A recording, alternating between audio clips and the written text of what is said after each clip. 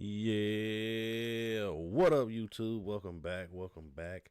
We are here with another live reaction. I've been doing them all week. I'm keeping it consistent, doing them all week. But y'all see the title of the stream. I wanted to hop on, and you know what? I'm gonna try to keep up. You know what I'm saying? I'm gonna try to keep up with what's going on in the NBA and everything else that's going on behind the scenes and all of that. So that's why I hopped on today. Happy Friday, everybody. Happy Friday. We are leading into the holiday weekend. I hope y'all are excited because I am. I didn't have to work yesterday, so I'm full of energy today. Pause. Pause. I'm full of energy though. But we got to start it off how we always do. And you know what? I'm doing something real special. I have saved this candle for a long time. I thought about, putting it up for sale because we do like to sell the candles. We don't just make them just for them to sit around, but we are trying to sell them. But this has been a candle that I've just kind of been. It's just been kind of sitting. You know what I mean? It's just been kind of sitting, and we hit over 100 views during the live stream in my last live stream. So I kind of wanted to do something to celebrate that. You know what I'm saying? So I am going to go ahead and light this candle during this stream. And that makes me kind of excited because, as I said, this candle has been sitting here for a while. If you follow my Instagram, you actually will see when I did this candle. This was maybe 2-3 years ago. Yes, and yes, my candles, they last long and they still smell good. It still smells good. But it is the Classe Azul bottle. This has the clean floral linen in it. It smells so good. And this is after 2 or 3 years. So you know what? I'm going to hold it here just so y'all can see. I'm going to light it on stream, baby. We're going to light it on up. Got a little double wick in there going. So it is now officially lit. That is going to be the candle for this stream. I'm super excited. I'm super excited. But shout out to you all. Thank you all for tuning in. As I said, I had over 100 views in my last stream. So that was kind of exciting.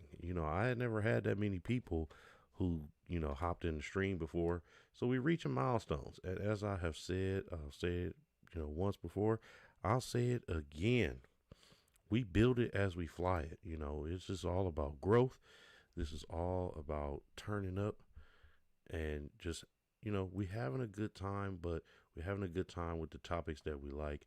And I'm trying to, build something here. So, as I said before, that was just exciting. So, hey, we're about to have a fun stream today. And I'm going to hop right into it. I'm not going to waste any more of your time. I know I took up about 5-10 minutes already. So, let's get started. First things first. Recap from the last live, we talked about the Jaylen Brown trade. Jaylen Brown is no longer a Boston Celtic. He has been traded to arguably one of the Boston Celtics rivals, that in the Philadelphia 76ers. Now, a lot of people have felt, certain ways about this trade. Me personally, I don't understand it. Excuse me. I don't understand it. I don't understand. So, Jaylen Brown had the best year of his career last year with Jason Tatum being injured. And Boston had the opportunity to go far into the playoffs. Jason Tatum actually came back to play last season, which is unheard of. Absolutely unheard of. But he did the unthinkable. He did what people thought was impossible, and he came back. And he came back playing pretty well. But then when the playoffs came, they said he may have tweaked something. I'm just glad he didn't get re-injured, but he sat out for some of the playoffs. Now, the Boston Celtics went up against the Philadelphia 76ers, and they lost. They ended up actually losing in that first round. That was a surprise as well. Philly they did all right. They secured that, they were the seventh seed. So they secured that seventh seed, but nobody really expected them to make it out of the first round. They did. And the interesting part about it was Jaylen Brown had something to say. So Jaylen Brown at the end of that series, he was talking about, you know, they played well, but they were the biggest floppers and all these other things. And oh, how irony pops into the chat. You know what I'm saying? Oh, how irony pops into the chat. So now, fast forward, the end of the NBA season happens. The trade, stuff opens. Trades and free agency opens. And everybody's trying to get Giannis, right? Everybody's trying to get Giannis.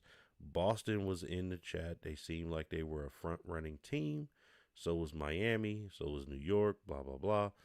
And it seemed like Milwaukee was interested in what Boston had to offer. But for Giannis, Boston would have to give up a star. So Boston puts Jaylen Brown on the trading block. Hey, he's available. After having his best season, he's available. Okay. Boston declines what Milwaukee offers. Okay. But now, thanks to some of the media, thanks to, just the fact that they put him on the trading block, now the talk of the town is, okay, well, they put you on the trading block, so are you about to stay? Even though the trade didn't work out, is he about to stay? And it's like, well, who knows? You know what I'm saying? Well, who knows? And there was a lot of speculation. There was this, there was that. And then the next thing you know, they should trade Jaylen Brown because look at how they was willing to do him in the first place.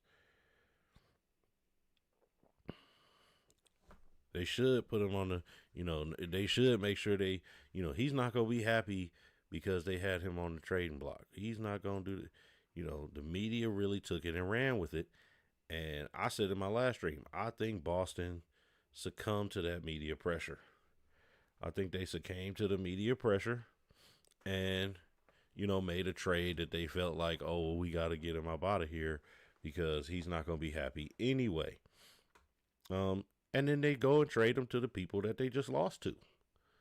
The people who they just lost to in the playoffs directly the year before, they go and trade him to. And, that's kind of crazy. That's kind of crazy. So not only do you keep him in the conference, but you put him on the team who just beat you. And historically, they're not your biggest rival, right? But within the conference, they're kind of a rival. And on top of that, who did they trade him for? They traded him for Paul George, he's on the downturn of his career. Let's just be honest. He's on the downturn of his career. He had some things happen to him last season that didn't make him look so good either. But, still a quality player, averaging 17 points a game. But you trade away your star player, who averages 27 points per game, for Paul George and some picks. And it's like, okay, you did all that, but when Milwaukee was offering you Giannis, who averaged 27 a game, and they wanted Jaylen Brown, and they were willing to do some pick swaps, you didn't go for it. So now what's the magic with Philadelphia in the fact that you can just trade him away basically for peanuts? That's been the drama. So let's look at, first I want to look at the very first thing that Jaylen Brown has to say. Very first thing. And this is the most important. So I just want to say I'm very thankful. I grew up here. I spent 10 years since I was 19. I'm 29. Spent 10 years here, maturing, learning, spending time with people in the community, schools. Hey, I ain't gonna lie though. The big dude in the background threw me off. Thanksgiving giveaways. He walked up. I was like, "Is that AI? I don't know how many courts. Is he about to grab you up? Hey, what's going on back there?" Because that's what I said I would do when I got drafted. I'm gonna go to war for the city, and I feel like that's what I did. I feel like we got a championship. It felt like we could have got more, but I understand. I overstand. So I'm just grateful for my experience and my learning, the goods and the bads, the people that supported me, the people that hated me, the people that doubted me. I'm appreciative of them all because it all cultivated to me to what I'm about to do next. So I'm extremely, extremely grateful. So I just want to say. So I want to unpack what he said. I want to unpack what he said. First of all, kudos because he showed gratitude. He showed gratitude for the opportunity, as a good player should. He treated it like the consummate professional at the start, right? Said, I am so appreciative of the opportunity that I had to play for this city. When I got drafted, I made it a conscious choice to come in and try to do the best that I could. All those sorts of things. And I think that's great. I absolutely think that's great. I think that's a good mindset to have. You don't want to, just start off dogging the place that you used to work. You know what I mean? Now, things might not have ended the way that he wanted them to, but you don't want to just start off like that where you're like, oh, yeah, F this place and blah, blah, blah. First things first, F this place. Nah, because they believed in you at some point. And like he said, he did great things there. He did great things there. He's been a NBA All-Star. He's made the NBA, one of the first teams. I don't know if it was first team or second team, but, his resume is very good. His resume is very good as a player and team member of the Boston Celtics, NBA champion, NBA Finals MVP, NBA Eastern Conference MVP. So, like I said, all those things. He's a 5-time All-Star. He was on the All-Rookie team. His resume is very good with Boston. And so that's what, matters in this situation. That's where he's showing the appreciation. You know what I'm saying? That's the consummate professional coming out. And then, the stuff that they did off the court, the impact that they made off the court, rebuilding the different basketball courts, all the food drives, all the donations, showing up and going to different schools and being with the young kids. All those sorts of things make a difference. And as a professional athlete, these guys, people look up to these guys. You know what I'm saying? People look up to these guys, and you never know whose life you can touch simply by just doing what you do. Simply by just doing what you do. You never know whose life you're going to touch. So that leads me into the next clip I want to show, but, that's what Jaylen Brown was appreciative of. So let's hop onto this next clip right quick. What do you want to say to Jaylen Brown? I love you so much, and you mean a lot to me, and you are my favorite player in the whole NBA. Oh, baby. And thank you for everything that you have done with the Celtics. Thank you. Baby. I'm sorry. Come here. Come here, Papa. Can you put this in the mail for me? I will. I'll put it in the mail for you, baby. Can you do it today? Why are you crying? How does that make you feel, baby? Sad. Why are you sad? Because Jaylen Brown got traded. I'm so sorry, baby. All right. That was so cute. That was so cute. I'm sorry, I had to play that. When I saw that video, it's like you watch something like that, you like, man, why y'all had to turn my allergies on, man? And what I liked is that Jaylen Brown even saw it and then sent out a little response like, "Hey, man, don't worry, we always gonna be friends." And I just think, you know what? First of all, I think that's classy on his part. But that's the kind of impact that he had on the city. That's the kind of impact that he had on the kids. These kids, somebody like that, he's not old enough to remember, AI or I don't even know if he's old enough to remember Kevin Garnett when Kevin Garnett played for the Celtics, Paul Pierce, and that sort of thing. So you're in a new generation of kids where this is somebody's favorite player. You know what I'm saying? This is somebody's favorite player. So, like I said, you never know what your impact is on somebody. You never know what you mean to somebody. Excuse me, I was looking at my phone. I had to check. I got Aaron Animal on the mic check, so you know how it goes. But yeah, that's all I was saying.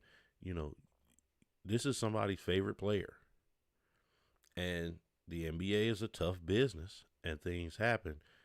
But stuff like this, it didn't make much sense. So you're shocking your fans with this one. You're shocking your fans with this one. Now, I think Jaylen Brown need to send Buddy some swag. You about to be on Philly. Hey, find out where Buddy lives and get him a Philly jersey. Because I know for a fact he might not, he might still root for the Celtics a little bit. But that's a fan who's gonna follow you wherever you are. That's the type of fan that's gonna follow you wherever you are. And I don't know if y'all noticed this, but in the video, the jersey that he was wearing, the jersey that the little young boy was wearing, it was signed. It was signed. It has scribbles on it. So that means he went to a game, saw Jaylen, and got the autograph. So that just shows you it means even more. It means even more. Well, let's get on to the next clip. And sorry, YouTube, this one's going to have some cussing in it. But let's get on to the next clip. This is how some of the fans feel about the trade. You stink ass, stupid ass, fat ass, little ass leprechaun bitch. Why the fuck would you trade Jaylen Brown? Are you fucking serious? Dumb ass, fat ass. I don't even know no more curse words to use with you. Who the fuck up at Celtics headquarters had the audacity to do this shit, man? Y'all can't get away with this shit. You just lost a fucking supporter, you fat little ass green bitch. That's why nobody give a fuck about St. Patrick's Day, nigga. Nobody give a fuck about this shit. What the fuck is the Celtics, nigga? Hey, yo, I thought I was going to be able to hold it together, and immediately I lost it. I'm sorry, y'all. I listened to this before I sent it to myself, and I still couldn't hold it together. That was hilarious, but it just goes to show you how some of these fans feel about this trade. It doesn't really make any sense. It's like, what are y'all doing? What are y'all doing? And there was a statement made, and I'm gonna get to this in a little bit, but there was a statement made saying that, like, basically they were looking to go in a different direction in the way they play and all this other stuff. And I have a couple of theories about it. I'm gonna share that in a second, but we're gonna get on to the next clip. First of all, shout out to Trista Crick. This comes from her Instagram. Trista, I got hip to her off of It Is What It Is, and then I started following her. So shout out to Cam and Mace. She has some hot takes, but she also talks about sports, talks about basketball, and I like some of her takes. I can't say I like them all, but I do like some of her takes that she has. And once again, shout out to her. So this clip is from her. Try to give people their credit. We got to talk about this Jaylen Brown trade to the Philadelphia 76ers because it just doesn't make any goddamn sense, and it feels very... So the deal is essentially 2 first-round picks and Paul George, which was a negative asset to begin with. You probably need to hand a team over one first-round pick just to get off of him at this age with his injury history and that massive contract that he's out for. So then one first-round pick is all that it took. And some second-round picks for Jaylen Brown? It doesn't make any sense. Why is it happening right now on July 1st? Why couldn't you wait until August, September, right before the season started, at the trade deadline? The question is needing to be asked, and I think at this point we can easily say that things had gotten so bad between Jaylen Brown and Brad Stevens that it was necessary to move him for pennies on the dollar right away.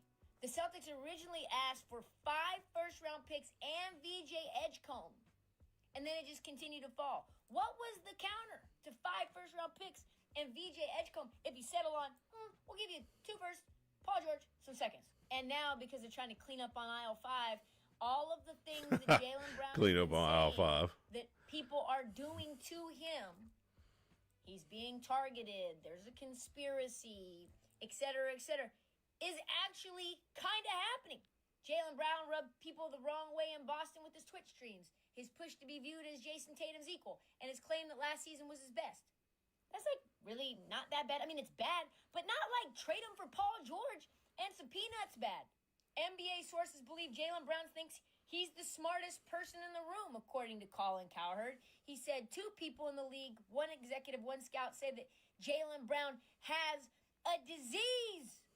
A disease where he thinks he's the smartest guy in the room that he's in. You make a lot of money, suddenly you're absolutely sure you don't want to listen to your bosses, you don't want to listen to your consultants, you don't want to listen to your teammates. Are we sure that's true? Are we sure that's really Jaylen Brown?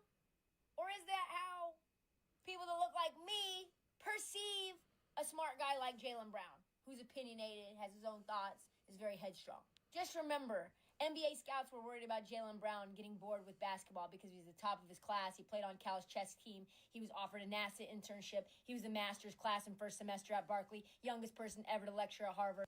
And NBC Sports, will Jaylen Brown's intelligence, nonconformity, keep some teams from drafting him?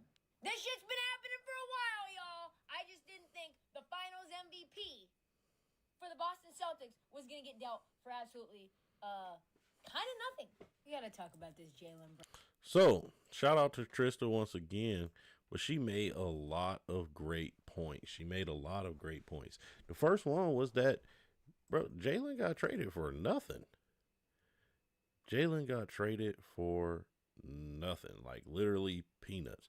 You got Paul George, he's on the downslide of his career. You got 2 first-round picks, 2 second-round picks. That's nothing. Because you don't know what those picks are going to become. And we're talking about Jaylen Brown, who is a finals MVP. So, like, what are you talking about? The other point that she made, she talked about how, these executives view him. One was an executive, one was a scout. And they said, this guy might, who does this guy think he is? He's too big for his britches. So it was their attempt to knock him down a peg. And when it comes to the executive, I think it was Brad Stevens. But that just goes to show you, one, the nature of people who think they are above you in terms of their power and their influence, but also the nature of the business. No matter what kind of business you are in, they don't want you to feel like you are smarter than the others. They don't want you to feel like you're the smartest person in the room. They don't want you to feel proud of your intelligence. I went through something like that at my old job. I'm going to talk about that, much, much later down the road. But, people don't want you to, they don't want you to showcase your intelligence. And I commend Trista, because Trista wasn't scared to go there and say, it's the people who look like me. Now, we all know what that means. But why is it such a problem when you've got a guy who, he has all these academic accolades? Why is it a problem when he wants to showcase his intelligence? You know what's funny? They ain't never say nothing about Jeremy Lin being the smartest guy in the room. He graduated from Harvard. They ain't never say nothing about that. They don't ever talk about some of these other guys who they major in biology and astrophysics and things like that. And just because they can dribble the ball and they tall and they go to play. They don't talk about J.J. Redick, who graduated from Duke and is incredibly smart. They don't tell him that he feels like he's the smartest in the room. They don't do that. So why are they doing it to Jaylen Brown? Here it is. This man has lectured in Harvard. He's lectured. But that just goes to show you, when you are working for a business and you are not working for yourself, they don't want you to showcase your intelligence. You are there to work and work under the guise of their best interests, not your own. Not your own. So when you go to do those other things, when you go to do those live streams, when you go to do those lectures, when you go to do this, go to do that, it rubs people the wrong way. Do I think that's right? Hell no. Hell no. I don't think that's right at all. But we are seeing the result. We're seeing the result. Do I think Jaylen Brown should be treated that way? Absolutely not. Absolutely not. But it's like, as far as the streams go, I think that NBA players, they should keep the streams to maybe the off season in general. I think all athletes should do that. If you're in season, I get it. You're trying to do some other things on the side.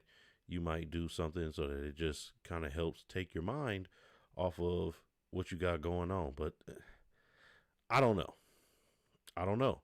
We've seen too many of these guys who hop on these podcasts and they talk about different things.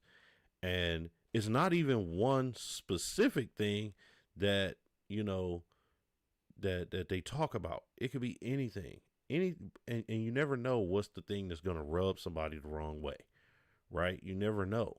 But like, look at Micah Parsons. Micah Parsons did a podcast. Next thing you know, he getting traded. Jaylen Brown now, Michael Porter Jr., all these guys who got the Paul George, first he was playoff P, now he's podcast P. And once again, he's on the downturn in terms of production for his career. So it's like, maybe you keep the main thing. But at the same time, I'm not trying to tell anybody to conform simply to make some higher ups happy.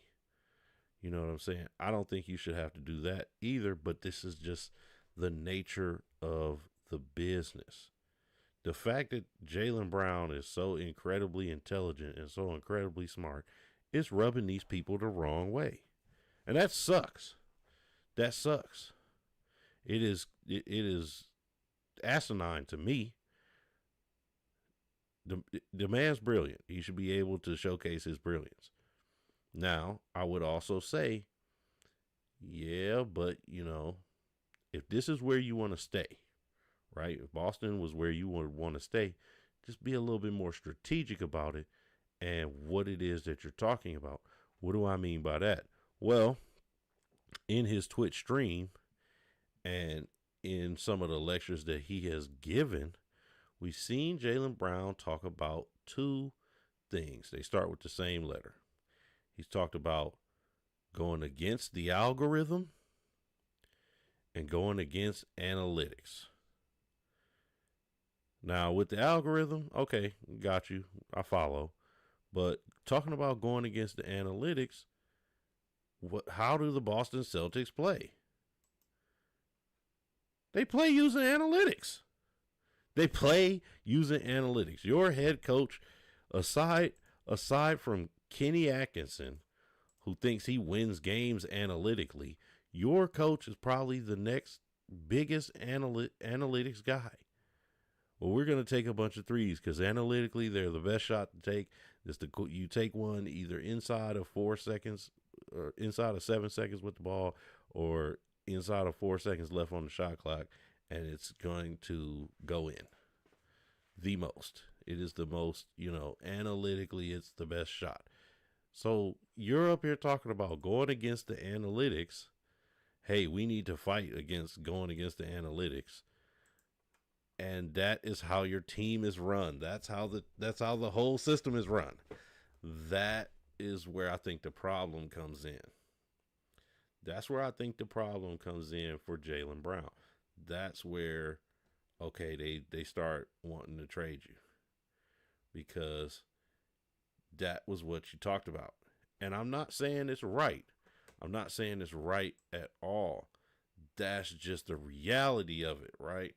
So when you're talking about, hey, we don't need to, analytics don't measure everything. We don't need to just be playing with the analytics.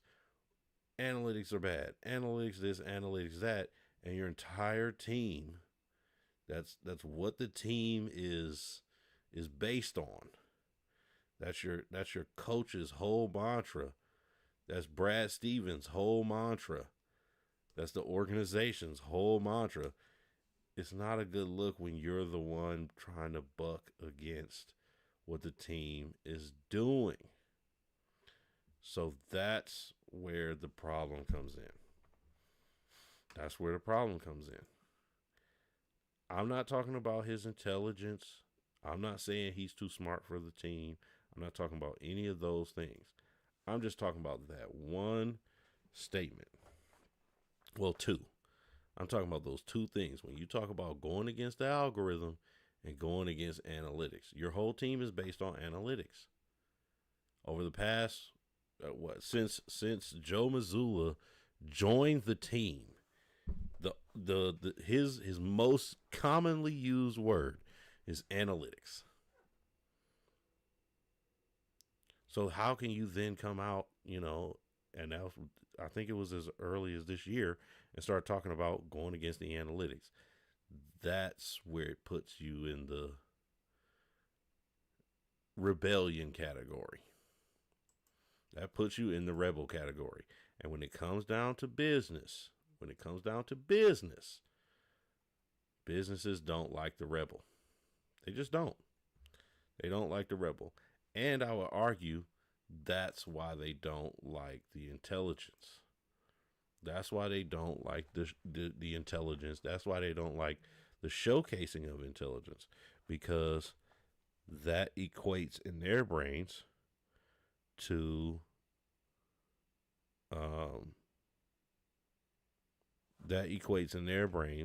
rebellion. That equates in their brains to rebellion. It sucks. That's not how it should go. And to be honest, it should be looked at as, what are his talents? What are his loyalties? And because ultimately, Jaylen Brown played the way he was supposed to. He did everything that they asked him to do. So then, why does he get treated this way? But let's see what some other people got to say. This is the reaction show. It's not all just about me talking, but I'm going to talk about what other people say. I am flabbergasted. Flabbergasted. Dumbfounded and thunderstruck. All right? Good Lord. I mean, all three of those? Brad Stevens has been a very good and smart GM, president, and head coach since he's been in Boston. I would never have thought he'd make such an idiotic move. And that's what this is. Woo! Jaylen Brown for Paul George, essentially. Bleep the picks. Jaylen Brown for Paul George. All right? Paul George is 36. Jaylen Brown is 29. Paul George has been banged up and injured for the last almost decade. Jaylen Brown is, by today's standards, an Iron Man. He is always available virtually. I mean, this is a travesty. No, Jaylen Brown did sit like 2 years ago for a considerable number of games, but he's pretty durable. I am flabbergasted. Now, what I will say is I agree with Chris Broussard. after picks, it comes down to who are you trading for who. You traded Jaylen Brown for Paul George. Jaylen Brown last year averaged 20. Oh, he actually averaged 28.7 points per game. Excuse me. I've been saying 27 for the longest. It was 28. And you got Paul George, who's averaging 17. Make that make sense. Make that make sense. And I have another graphic. I'm gonna do a little sidetracking real quick. I have another thing where it talks about all the players who Paul George specifically has been traded for and the outcomes. So that's kind of interesting as well. So I'm gonna hop in here right quick. What does it say? Whenever it decides to load up. The traded for Paul George team. I like that. The traded for Paul George team. So not just one player. There's a team of them. You've got Shai Gilgeous-Alexander. He's a champion. Jaylen Brown. This is the most recent. He's a champion. Jalen Williams, champion. Victor Oladipo, not a champion, but when he got traded to Indiana, that was one of his best seasons ever. And Domantas Sabonis, who when he was traded, also was one of his best seasons ever. And he became a star in that role after being traded for Paul George. This is the full roster. We got SGA champion, Jaylen Brown champion, Jalen Williams, Victor Oladipo, Domantas Sabonis, Danilo Gallinari, Cason Wallace champion, Trey Mann, Nikola Topic, I don't know who that is, Thomas Sorbar, Ade Mara. These are all the people who are attached in some way to a Paul George trade. Now,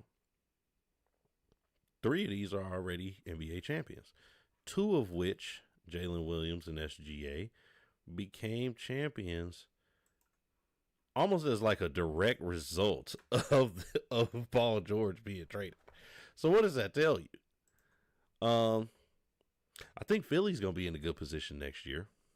I made this. I said they might be number 1. Their bench does look spooky. There is nobody on the bench. But if they keep those 4 guys, VJ Edgecombe, Tyrese Maxey, Joel Embiid, and Jaylen Brown, they looking pretty nice. You don't. I mean, of course you need a bench, but you need like one other player. You need like 1, maybe 2 other players, and you're off to the races. I think they're going to be very, very high seeded in the East. I'm going to go as far as to say number 1 or number 2. I really don't know who number 1 is going to be. There's no real clear team that I would guess, but I'm going to go out on a limb and say that Philly's going to be number 1.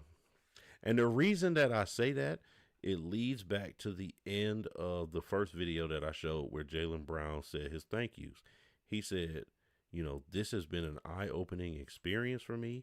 I see who supports me. I see who secretly hates me. I see who openly hates me. And I'm going to use this as fuel. Next year's going to be great. He about to go and put his Batman cape on. We're going to see the real Batman. I would not be surprised if Jaylen Brown averages. Now, I don't think he's going to average like 30 a game, but I think he's going to try. At least from the start of the season, I think he's going to try.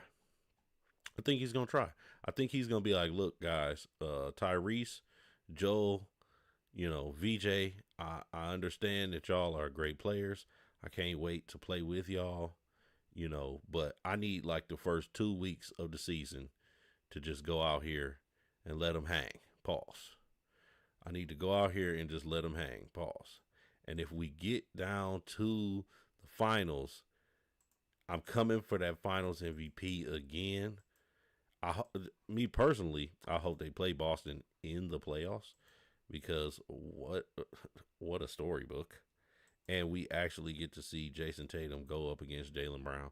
And then I really think Jaylen Brown about to put his Batman cape on. I really think Jaylen Brown about to put his Batman cape on. If Boston and Philly match up again in the playoffs, Jaylen Brown, he's going to show up to game one, wherever it is, in a Batman outfit. Guarantee it. He's going to have a mask on, all that. And, you know, this is where those storybook rivalries are started. This is where the storybook rivalries are started. Appreciate you, Aaron Animal. He said, sound good, my guy. Thank you, sir. But as I was saying, you know, this is where those storybook rivalries start. We're going to see Batman versus Superman. We're going to see Batman versus Superman. Batman's going to be Jaylen Brown, Superman, Jason Tatum. And who's going to win? Who's got the kryptonite? All right, so this is what Jaylen Brown said. He said, I'm excited and disappointed at the same time. I earned my respect from this city. I never asked for shortcuts or special treatment. I simply showed up every day, put my head down, and accepted every challenge. Saying goodbye isn't easy when you've invested your heart into something. That's very true. Now, the one statement I will say I don't necessarily agree with, you did not put your head down, sir, because you did a lot of talking on the side. You might not have did it right away, but you definitely, after that championship, man, you definitely became more public and more vocal. That is the one thing I will say. But once again, I don't think it was a bad thing. I don't think it was a bad look on the Celtics. I think it's awesome that they have somebody who is of high intellect as well. You know, when you're up here in and you're intelligent and things like that, I think it's a good representation of the organization that you work for. If I was the Boston Celtics, I would figure out a way to market it. You know what I'm saying? But who knows? Who knows what they are on? I don't know. Boston is weird. And here's the other thing. Boston is also notoriously known for being a little what's the word I'm looking for? I don't want to go with the extreme, but y'all know what I mean. Y'all know what I mean. Unfavorable. That's how I'll say it. Unfavorable. Tristan Thompson talked a little bit about his experience on the Shannon Sharp show. Club Shay Shay. He said, you know, hey, they called me the N-word. And I played for the team. That's crazy. That's absolutely crazy. They called you the N-word and you played for the team. That's wild.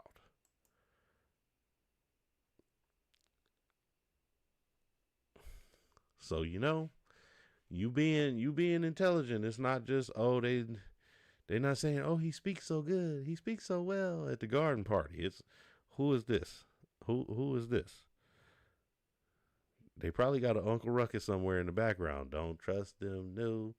Over there, spreading all day essence in the air. You know what I'm talking about.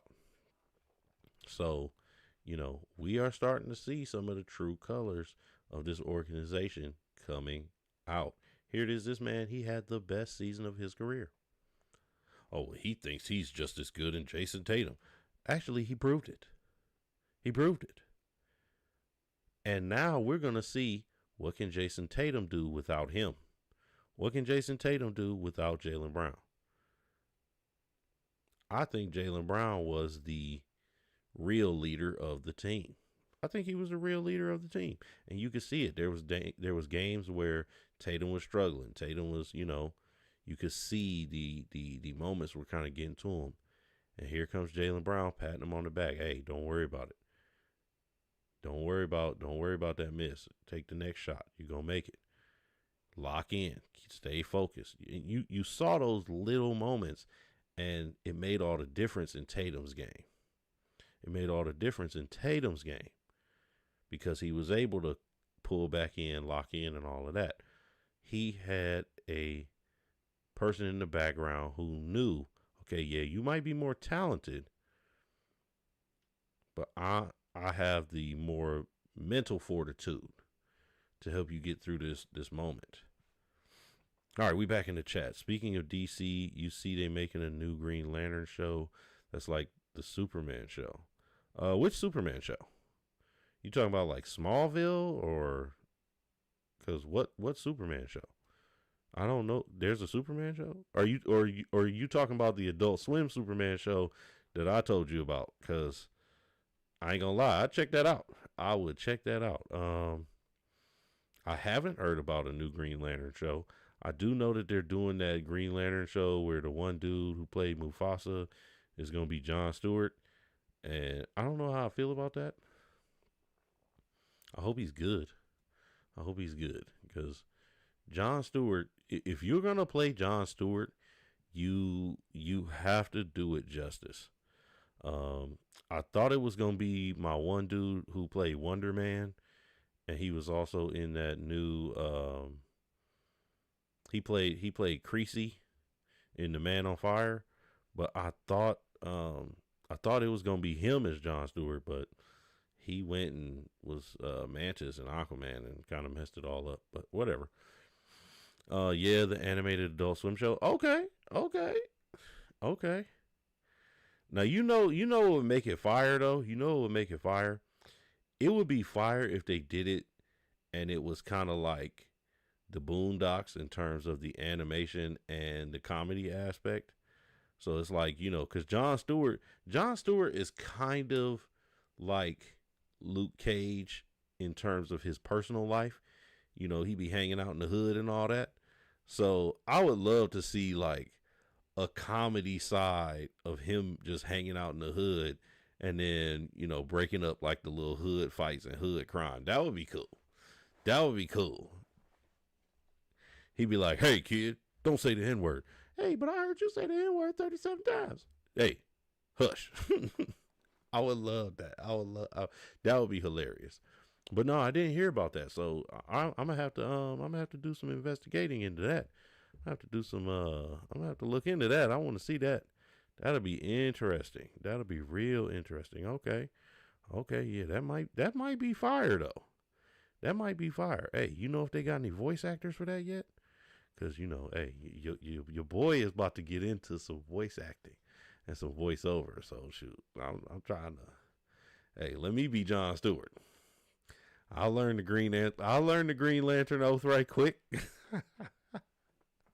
I'm just playing, but let's get on back to the topic at hand. So, as I was saying, with this whole Jaylen Brown situation, Boston is showing their true colors. Boston is showing their true colors. Now, this is a very extensive reading that he put out there. I'm not gonna read all that. But once again, going back to this picture.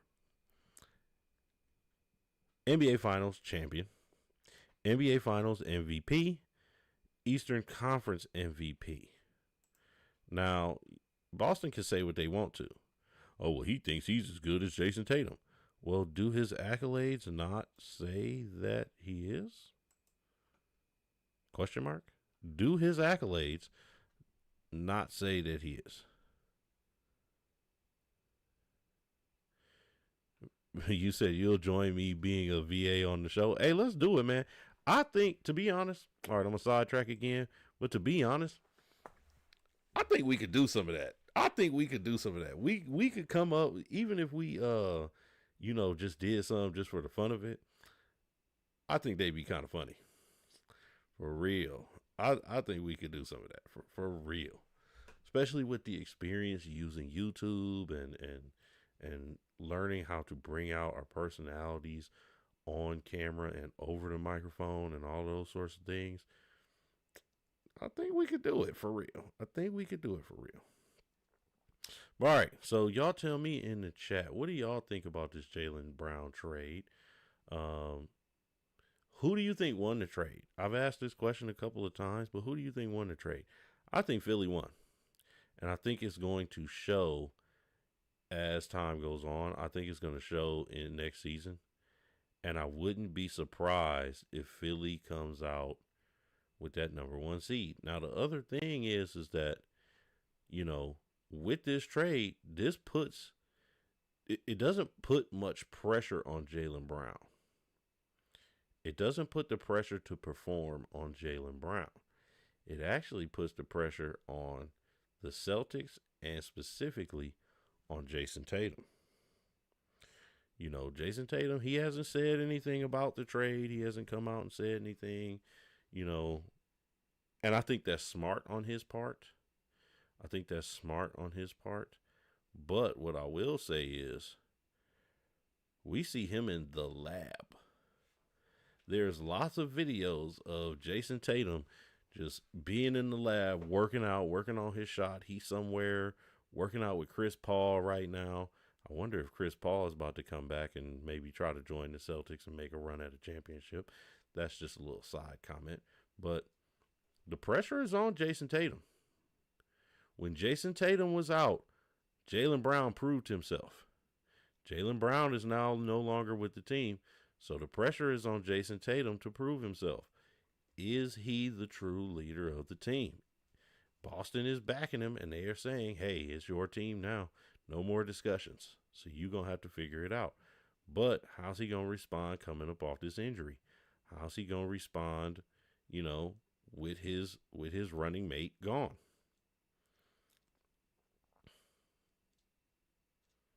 We're going to see. We are going to see. I think this is going to be interesting. And y'all, let me know what y'all think. Let me know what y'all think. Do you think that Jason Tatum can carry this team? Do you think that he can carry this team? Now, I think he can get them to the playoffs. Will they be a high-seeded team? I don't know. But the other thing is, now that Jaylen Brown is gone, I think Boston made a whole bunch of moves to get other players to surround around Jason Tatum in an effort to say, hey, see, we told you. They went out, they got Mitchell Robinson. They went out, they got some other guys. So this is going to be interesting. It's going to be interesting. And I think they did this in order to, make it that way. I think they're hoping that Peyton Pritchard can now enter in as a real starting point guard. I think that, they're trying to give Derek White a chance to play that shooting guard position. And, they're going to continue this analytical game. I also think they want to see some people in development. They want to see Jordan Walsh in development. They want to see Luke Garza develop as a player. They want to see Ron Harper Jr. develop as a player. So this is making things pretty interesting. Now, they still got a bunch of guys who are kind of unknown, who I don't know who they are. But, this is now, the pressure, like I said, is on Boston. It's on Boston. Let's check out and see what Shams got to say.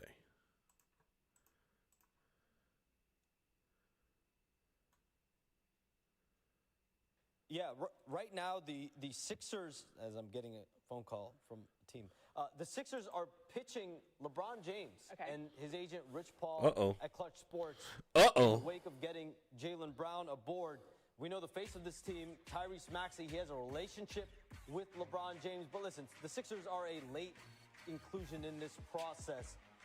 Over the last 24, 48 hours, teams around the league that I speak to, this has been Cleveland, Golden State, Miami as far as the teams that make the most sense for LeBron James. There's always going to be one or two others, right? A team like the Sixers. But in the meantime, the Sixers are not just waiting around. They did add a big piece today. Anthony Simons, a major scorer for them, coming off the bench, moving forward. 2-year, $12.3 million deal. He's going to provide a floor spacer. We know Jaylen Brown and Tyrese Maxey love to drive and kick. And so to have that outside shooter, that's someone that they're going to rely on moving forward. But we'll see what happens with LeBron, I think. So now you got Boston, who made a couple of moves, And now Philadelphia has countered. What's interesting about this counter? Well, it's not the biggest one, but the pickup of Anthony Simons. Anthony Simons used to play for the Celtics last year. Last year, he played for the Celtics. He was their backup point guard. And he was actually producing pretty well. I want to say he averaged like 12 or 14 points per game. But then they traded him to the Bulls for in that Vucevic trade. Now, Vucevic didn't really end up playing any games for the Celtics because he was dealing with injury and things like that. But now you've got Jaylen Brown with a former running mate. And what makes it even more important is it's a running mate who was coming off the bench. It's a running mate who was coming off the bench. Somebody he's comfortable with. So when you've got that starting lineup and Tyrese goes out to take a breather, VJ Edgecombe goes out to take a breather, you've got somebody who has some chemistry with Jaylen Brown to play. And for the cake, that was the icing. For the cake, now the Sixers have entered the chat. Pause. That was kind of wild, but pause. But now the Sixers have entered the chat to get one LeBron James, potentially. We don't know where he's going just yet. But now you've added another team, and you're like, hey, well, we got Tyrese Maxey, we've got VJ Edgecombe, we've got Jaylen Brown, Joel Embiid, and you can fill in that power forward spot. You don't have to do too much. LeBron will legitimately be like fourth or fifth option, not even third. Which, I mean, how many times will we say that where LeBron is the fourth or the fifth option? And you just tell him, hey, we just need you to be like 10% of yourself and we'll win a championship. That sounds kind of interesting. Do I want LeBron to go there? No. No, I do not. But this does make things interesting. And so now you're seeing the counter that the 76ers are willing to make. Now that they made this trade go through. Jaylen Brown was the first domino, and now they can see if they can get all the pieces. And I'm here for it. You know, I'm here for it. I want to see Boston go down. I'm not gonna lie to you. I want to see Boston go down because I don't like the way that they did this trade. I don't like the way that they did this trade. I don't like the things coming out afterwards where like, oh, well, you made the trade and now you gotta, now there's all these things leaking out to the media and this executive said this scout said that. I don't like that. Why don't I like that? Because first of all, you the motherfuckers who made the trade. He didn't ask for a trade. Y'all made the trade. The Boston Celtics are the ones who made the trade. Matter of fact, the Boston Celtics are the ones who initiated the trade talks when they wanted to go after Giannis Antetokounmpo.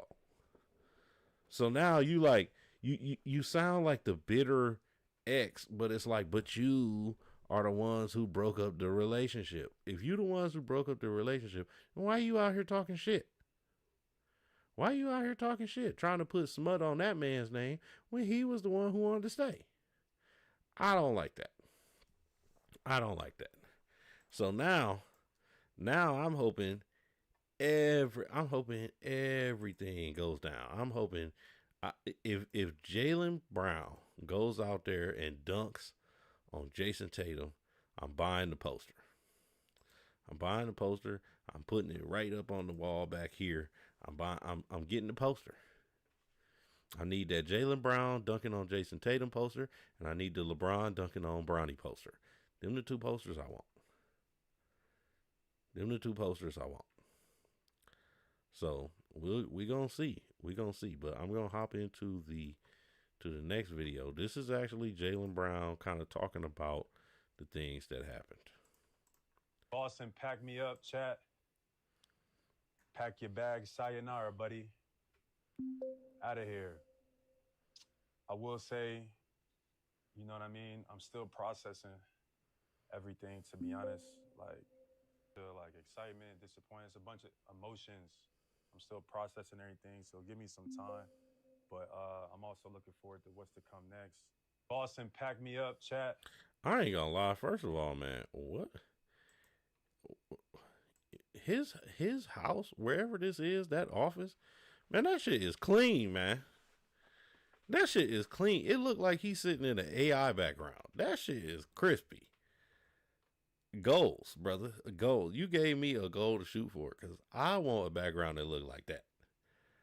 I'm trying to I'm trying to have the AI in the background. Look at the lights and all of that. Hold on. We going back to that. I ain't even forget what he was talking about Boston for a packed second. me up. But like look at the lights and all. This look like an AI background. Look like green screen. Now I don't understand why everybody gotta have, a couch or a bed in their background, but like it's still clean though. It's still clean though. Look at the ambiance. Tell me that, hey, Air Animal, if you still watching, tell me this don't look like AI. This man background. Tell me this don't look like AI. I'm trying to have me a background like that, like for real. But anyway, like he was saying, hey, they packed him up, and it's like when you don't see those sorts of things coming, you get a whirlwind of emotions. You get a whirlwind of emotions. I can't imagine what it would feel like. You just did your best work. You just did your best work. And then they're like, oh yeah, we gonna trade you. We gonna, send you off to our rivals. What? Like, listen to how that sounds. Let's use a different industry. Let's say you work for, I don't know, you work for like, he said that's green screen for sure. But here's the thing. Somebody walked in behind him. I showed this in a different video. Somebody walked in behind him and there was, I don't know, maybe it was green screen, but it didn't look like it. Like when the dude was walking in behind him. And then the dude sat down. So I'm like, are we sure this is green screen? Like, are we sure? Because I don't know. So I don't know if it's green screen or not. Either way, that shit clean though. If it is green screen, I need a green screen like that because that was crispy. But anyway, let's say you work for Coca-Cola. And, you done came out with the best Coca-Cola recipe. Everybody likes it. All your Coca-Colas get bought up. And the very next year, they like, all right, you did a good job. But we going to send you over to Pepsi now. What type of shit is that? For real? And to Pepsi? Like, you're not going to send me the Sprite? You going to send me the Pepsi? Come on, man. What are we doing? That's how I feel with this Celtics trade. What are y'all doing? Hey, it's cool. It ain't my team. First chat. Boston, they packed me up. Maybe it is Boston, green screen. They packed me up, my Maybe boy. it is green screen. God. First chat. Here's what Isaiah Thomas had to say. And I agree with him. He said, it's so nasty, all the negative things I'm seeing people say about Jaylen Brown. I don't care how y'all talk about bro's game. It's all opinion based anyway. Please stay away from talking about the person and his character. He's as real as they come. Don't get it twisted. And that's coming from Isaiah Thomas. Isaiah Thomas went through some things with the Boston Celtics. And I would love to hear his thoughts and have him, reminisce on that. I love to hear him talk about his time in Boston as well because, he was at a point where he was playing some of the best basketball that he ever did. And they traded him to get Kyrie.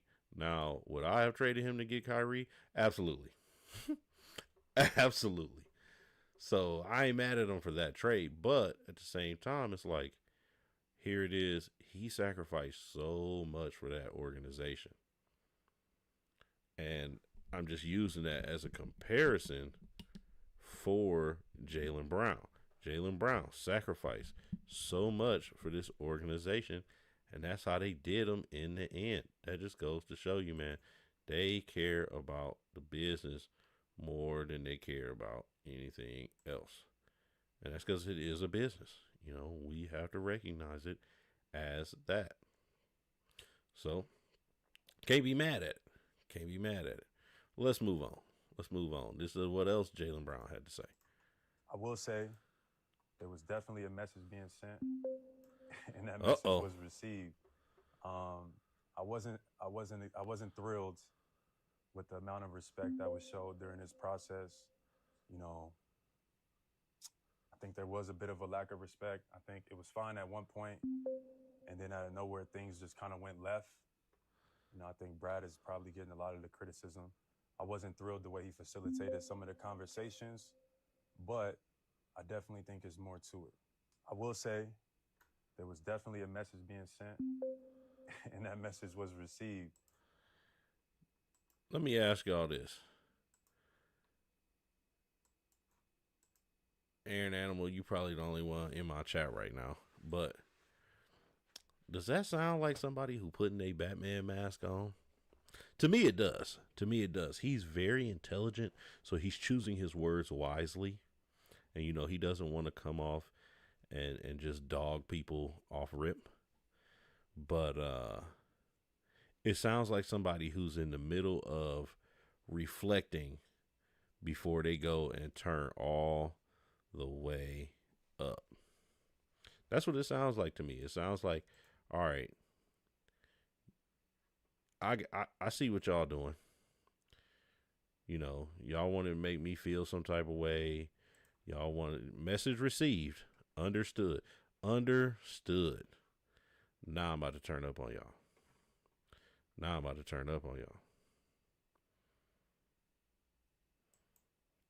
That's what I'm getting from that. Let's see what some other people got to say. Less than 3 weeks ago, I proposed some trades, some Jaylen Brown trades. June 23rd, 2 weeks ago. This went to the Rockets, and I said there would be other draft picks thrown in coming to Boston. And it was Kevin Durant and Jabari Smith. Celtics fans hated me. They're like, that's the worst trade I've ever seen. Let's throw up another trade. Let's just throw up another trade. I was like, well, what about Kawhi Leonard and multiple first-round picks?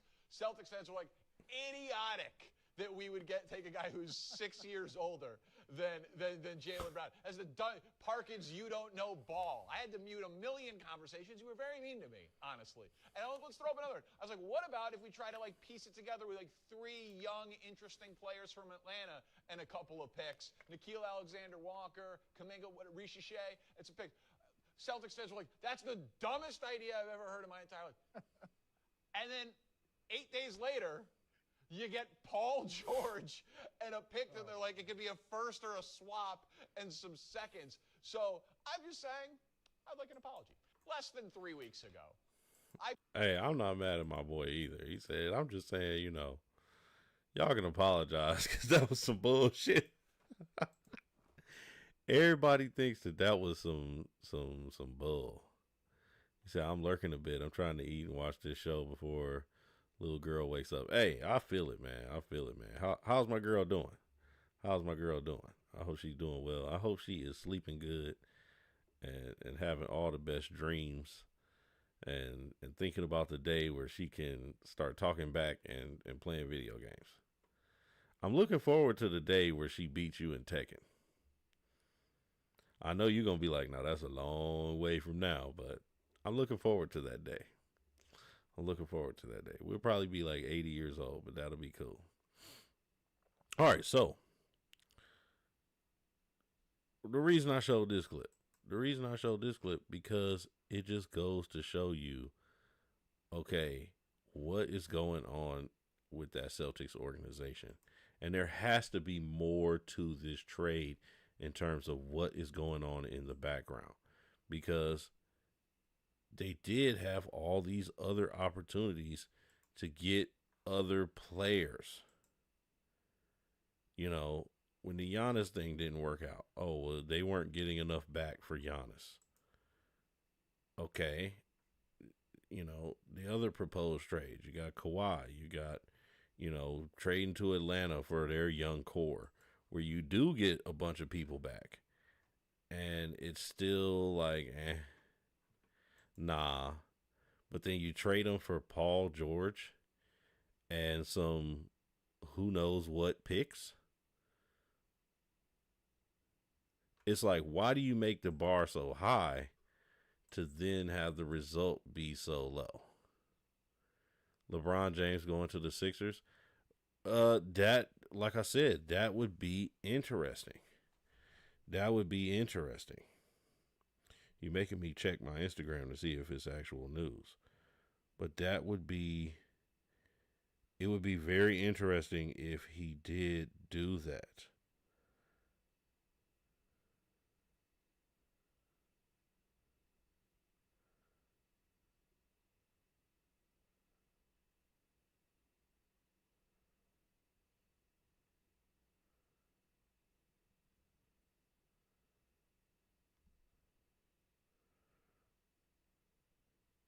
There is some latest news on the LeBron James decision. I don't see what it is, though.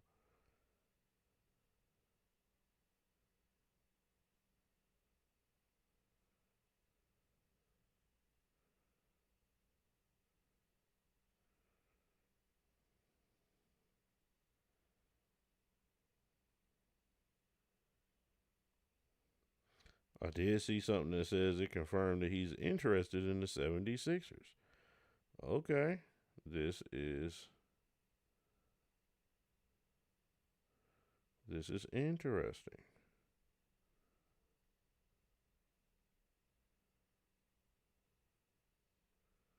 This is interesting. I don't know if he's going to the Sixers. I'm gonna just put that out there. I don't think he's going to the Sixers. Well, I can't say that. I can't say I don't think he's going. I don't know.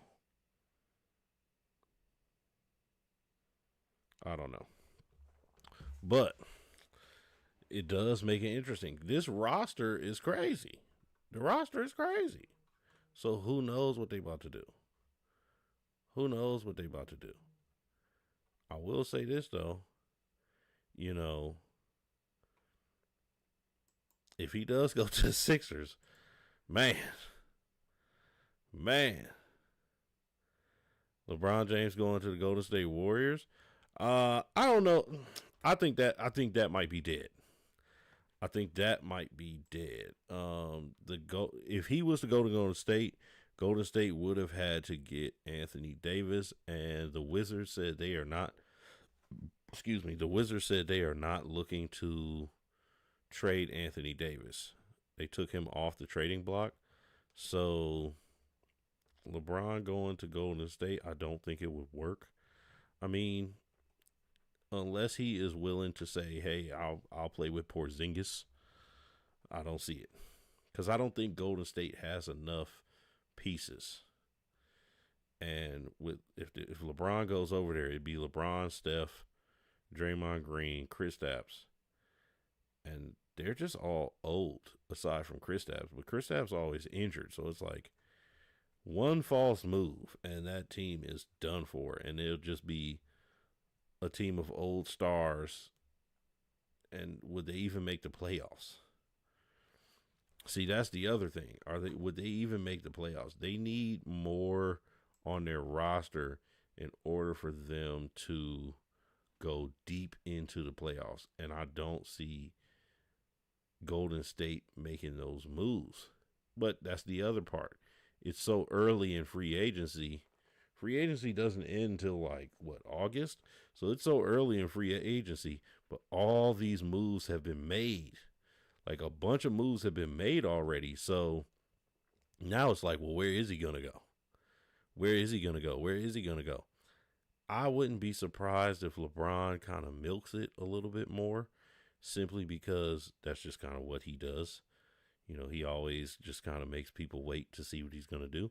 And rightfully so. That's his way of marketing himself. I think we might get like a decision 2.0. I think we might. We might get like a decision 2.0 where it's like, all right, I'm going to decide where I want to go. But who knows? Who knows? I'm about to show this other clip from NBA.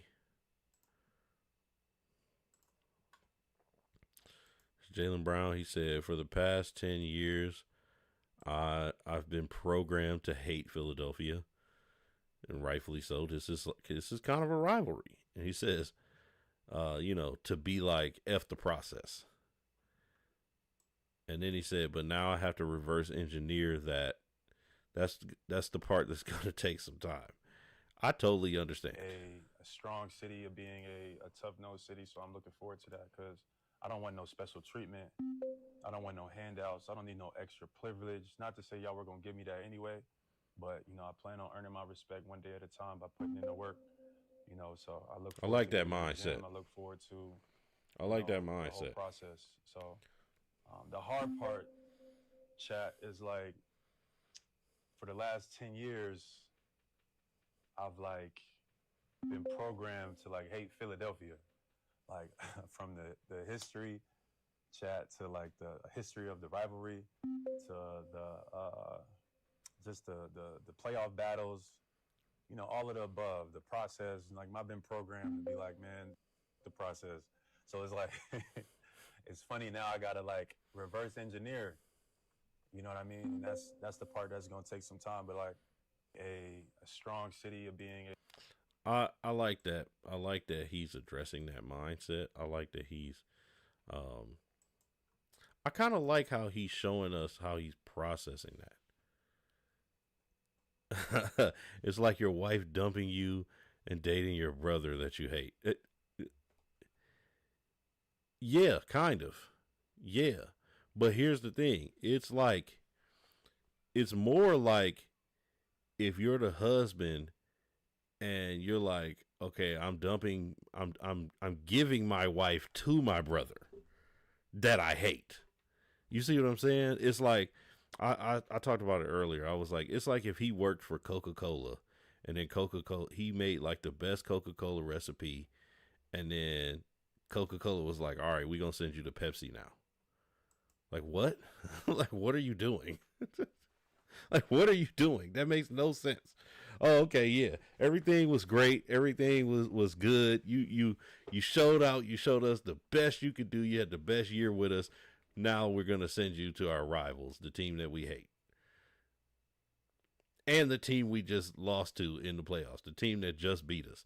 It's like if OKC willingly gave Kevin Durant to Golden State. Hey, great job, Kevin. Great job, Jaylen Brown. You had MVP caliber season. We love you. Now go to the team that just beat us. What? And then on top of that, then after it's all said and done, come out and try to make him the villain like you weren't the ones who just traded him. Well, we traded him, but it was because, he felt like he was the smartest in the room. He just thought he was above everybody. He was his nose was up. He didn't like to do nothing for us, no way. What? He was always on his Twitch talking to people and telling them what he thinks and being just so smart. So what you lectured at Harvard, which is in our city. One of the pride and joys of our city. So what? They embraced you. They embraced Jason Tatum too. You think you as good as Jason Tatum just because you had numbers like him when he went out? Who you think you are? Matter of fact, go play for our rivals. See how you do there. Go play with Joel Embiid after we just lost. Go do that. See how we do. See how you do. What? That's crazy. That's crazy. I don't think that this is going to go well for Boston. I really don't. I really, really don't. never told anybody, like, look, I'm the smartest person in the room. That may be how they took it. But let's keep it a buck. Like, in sports, no offense to everybody in sports, but the bar is fucking low. You know what I mean? Like, the bar isn't that high. Never told anybody, like, look, I'm the smartest. And I ain't gonna lie, he's right. But how is it that they feel about you in sports? Remember, and LeBron James, I got to give LeBron James credit for this. LeBron James and his team, I also have to put his team in there because he has a team. But LeBron James and his team are masters of marketing. Do y'all remember when that lady came out and was told LeBron to just shut up and dribble? Y'all remember that? He was speaking out about some other topics. He was using his platform and things like that. But he said, this lady said, shut up and dribble. Shut up and dribble. Well, why are you concerned about it? You just need to shut up and dribble. And that is kind of the feeling that a lot of these companies have, a lot of these organizations have for the players. Like I said, they not going after the Jeremy Lin's, the people who graduated from Harvard. They're not going after the guys who graduated from Stanford. They're not going after the guys who graduated from Yale, who all played basketball. They're not going after those guys. Those guys, we don't see those guys coming in droves. They're going after the guys who, their tests were done for them by their teachers. They got automatic A's. And I'm not saying it's like that for everybody. I'm definitely not saying it's like that for everybody. And I'm not singling anybody out. But there are some basketball players who will tell you, man, what test? What test? When you're good at basketball, when you're good for the team, they make sure that you make it to the next level. There are basketball players who will tell you that. So what he's saying isn't all the way off. How many times have we heard about basketball players who've been, taken advantage of financially and things like that, simply because these people knew, hey, they might not be the brightest, so we can try to finesse them and just different things like that. Once again, I'm not trying to single anybody out. I'm not calling any particular people stupid or anything like that. But when he says that the bar is put pretty low, he's not exactly wrong. He's not exactly wrong. But this just goes to show you how they feel about the outliers. When you're somebody who is intelligent and you do have the mental fortitude, the mental wherewithal to ask questions, to have your own ideas, to make statements, they don't like that. They do not like that. And I've said this before. I went through something personally like that. Part of being in business, part of being an employee, and this is something that they don't tell you about either. Part of working for a company, an organization, is learning how to manage the egos of the people above you. Learning how to manage the egos of the people above you. And sometimes, disclaimer, pause. Sometimes you have to learn how to stroke the egos of the people above you as well. Super pause. I already said it, but I'll say it again. Pause. You have to know how to stroke the ego of the people above you as well. You have to make them feel good. You have to make them feel good. You have to make them feel like there is a reason that they are in the position that they are in and that they, run the show. That's just the way it goes. And, am I saying that it's right? No, but it is what it is. You can have somebody who above you, they didn't go to Harvard. They didn't lecture at Harvard. They're not doing the things that you're doing. But you have to know how to manage their egos to get the result that you want to get, to be an ally to them and for them to be an ally to you. And when you do things that make them think you bucking against the system, like talk about the analytics and they're an analytical team, they start to resent you for it. Okay, you said hot take, don't laugh. NBA East rankings as of today. You got number 1, Raptors. Number 2, Knicks. Number 3, Sixers. Number 4, Indiana. Number 5, Heat. Number 6, Celtics. I'm going to disagree a little bit.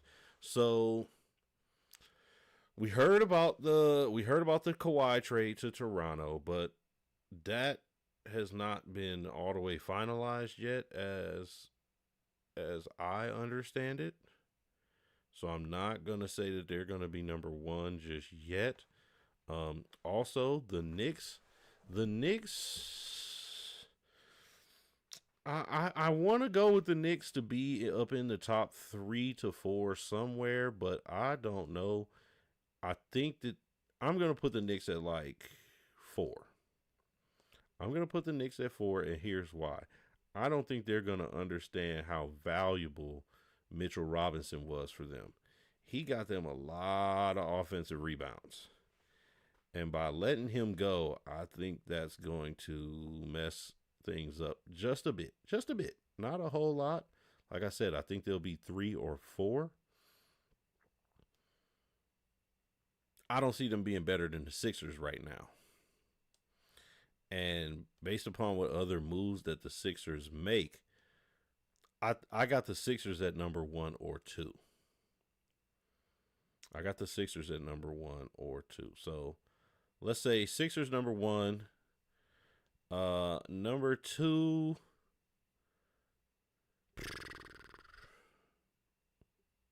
Number 2, I will go.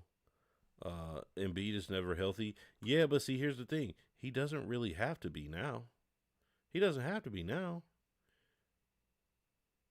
Like, you can literally play Joel Embiid for like 25 minutes a game now.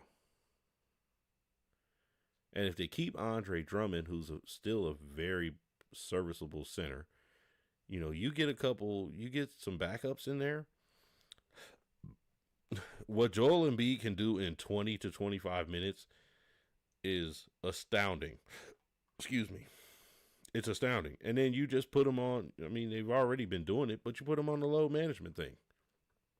Treat him like he's Kawhi Leonard. When Kawhi Leonard was in Toronto back in 2019, they had him on like probably the best load management system ever because it resulted in a championship. You do that with Embiid, you're fine. You're fine. And you've got 3 guys who can really shoulder the load, carry the team when he's out. Tyrese Maxey, he's never going to short you on the effort. He's going to play 100, 110% pretty much every game. You got VJ Edgecombe, young guy, athletic guy, but also can shoot the ball. And then you got Jaylen Brown. Jaylen Brown just talked about, hey, I can't wait to put the effort in and earn the respect of the city. So when you've got all those things going on, I mean, you don't really have to worry about Embiid. Embiid is now moving into arguably your 3rd or 4th option. He's 3rd or 4th. He'll come before VJ Edgecombe, so we'll give him 3rd. So I'm not super worried about it. Now, if he has another like season-ending injury, okay, then we gotta have a discussion. But as of right now, I'm not super worried about it. I'm not. I'm gonna finish going through your hot take right quick. So I said Sixers like number 1 or number 2. I also think that Jaylen Brown is gonna play like he's got something to prove, even though he doesn't. I think he's gonna play that way. I'm going to say I'll put the Knicks right behind them. At 3, 3 is hard because I also said in my last live streams, I don't know if you subscribe or not. If you don't, please do so, because I'm liking your chats right now. I'm liking this back and forth. But I said this in my last stream. I think Atlanta could be one of those sleeper teams. They've made some pretty decent moves. So I think in the East, there's always going to be that one team that kind of surprises you and they come out and do something. Last year it was the Pistons. I think this year it is going to be Atlanta. And I'm going to say that I'm going to go out on a limb. I'm going to say Atlanta is going to get either that third or fourth spot. They're going to get either that third or fourth spot. Probably four. I'll lock them in at 4. But I wouldn't be surprised if they do well enough to even get the third spot. So you got the Sixers, the Knicks, Atlanta. I don't think Indiana's going to get number 4. I don't think Indiana. I would put Indiana at like 6. I put Indiana at 6. I got the Heat at 5. I think the Celtics might be playing.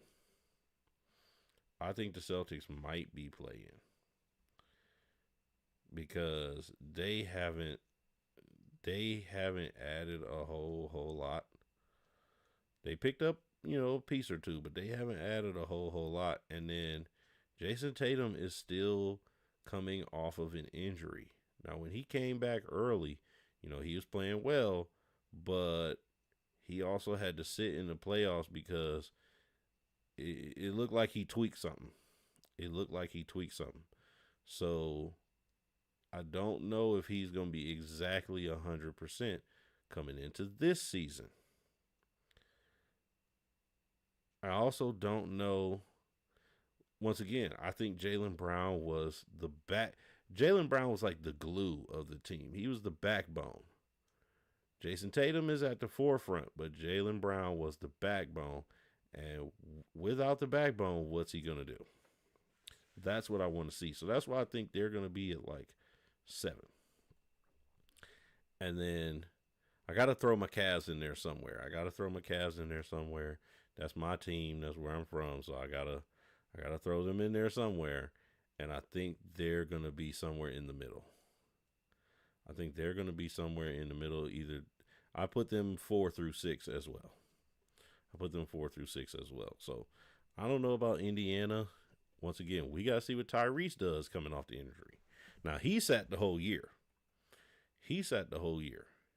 And you haven't really seen, anything on Instagram about what he's doing or anything like that. So I think that's going to be interesting to see. I like it. I like when you see guys working, but I also like when you see guys, hiding in the background so that they can really show what they're going to do when it comes time to play. So we're going to see. But thank you for the hot take, man.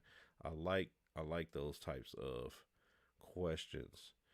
My question for you. So I got a question for you. 1, what do you think the West is going to look like? But also, who is your sleeper team in the East? Who is that team where you're like, they might sneak in and mess everything up? And then lastly, what do you think Detroit is going to do? Because Detroit, man, there's so much drama going on with Detroit. Who knows? All right, I'm going to get on to the next clip, though. Why is it the black athletes that are always accused of being and it being problematic? The Myron Rolls, the Shane Battiers, the Jaylen Browns. Because you want to know who else was too smart in his head, could barely fit in the room when we still see it today? J.J. Redick. Landed him a head coaching job. Better watch what you say now. But when Jaylen Brown is too smart, now better watch what you say now, Acho. So when you got an athlete that's dumb, it's a bad thing.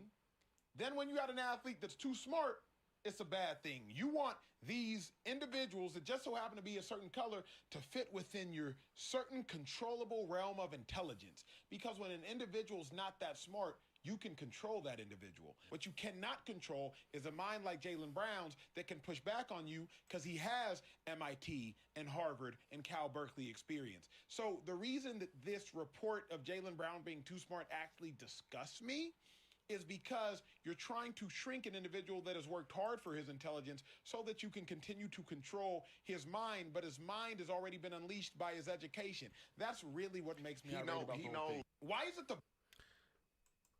I think I just talked about that. Right? So,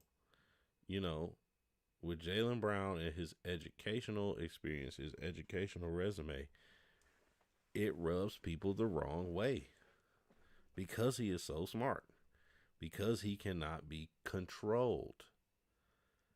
all of that, when they think you can't be controlled, they see you as the rebel. You could start rebellion. You could start the revolution. They don't like that. they don't like that. And y'all know what I mean when I say they. They don't like that. Now, as far as it, being because he's black and all of those things, hey, that's another reason. That's icing on the cake. Now, with the JJ Redick comparison, the one thing I will say with the JJ Redick comparison, and this might just be a sort of creature of the time situation, was you didn't see JJ Redick doing a bunch of speaking out during his time as a player. But also, JJ Redick played in a different time. He didn't play in a time where, there was social media, but it wasn't nearly what it is today. Guys weren't podcasting left and right. Guys weren't streaming left and right. All those sorts of things. So it's like, it's a little bit different. I do agree, though, because here it is, JJ Redick, when he did get on ESPN, he was very vocal, spoke out all the time. And what did that lead to? That led to him getting a head coaching job. He did hop on a podcast with one LeBron James and go through different plays and talk X's and O's and what should have happened here and what happened there. And it led to a head coaching job. The only difference is he did those things while retired as a basketball player. So he wasn't in the league. And so that makes part of the difference as well. When you're done as a player and you start to show these things, that may be the way to open up other opportunities for yourself. Like a head coaching job, like a job on ESPN, like a job, doing a podcast. But when you are the player, when you are within the system, does it help you to then talk against the system? As I said earlier in the show, Boston Celtics are known for being the analytical style team. They play with analytics in mind. And then you got Jaylen Brown talking about, well, we need to go up against the analytics. We need to go against the algorithm. We need to free ourselves and all of that. So, I don't know. I'm just saying. That's where some of that comes from. You know what I'm saying? That's where some of that comes from. Okay, so back in the chat. Waffle Iron Walrus. Hey, where'd you get that name from? What made you choose that, brother? That is a wild name. That is a wild name, my boy. But I'm going to go over your chat. So Spurs probably going to win the next 6 NBA finals in a row. I don't think so. I think it's going to be a back and forth between the Spurs and the Oklahoma City Thunder. And I think the Lakers going to try to sneak in there some way. They just became the Great White Hope team. They just became the Great White Hope team. So they're going to try to sneak in there too. And those are just jokes. But I can't say that they're going to win the next 6 in a row. I don't think so. Whoa. I'm not going to read that. I'm not going to read that chat. That's I think you should change your name on that one, brother. I hope that is not your current situation. Let's I'm gonna skip through that chat. But your sleeper team in the East, you love the Bucks. I don't think they're gonna be in there, dog. I don't see it. I don't think that the Bucks are gonna make it. Not this year. They still got Miles Turner, but there's some rumors around that. Ryan Rollins, he's a pretty good point guard. They got Kyle Kuzma and Usman Dang. I don't know who that is. They got Alex Antetokounmpo. He might be on the move. Taurean Prince, he's serviceable. Tyler Hero's good. Cormac Ryan, don't know him. Kevin Porter's good. AJ Green is real good. He's a super sharpshooter. Nate Ament. Okay, I know who that is. Pete Nance. Yeah, they not doing nothing. Jaime Jaquez, Khalil Ware is their center. Now that's a good pickup there with Khalil Ware as their center. But once again, you got Miles Turner already. So are they going to trade Miles Turner? Khalil Ware should be starting somewhere. He should be starting. I don't see this team doing anything. I'm going to just keep it real. I don't see this team doing anything. I don't see them doing anything. All right. Moving on.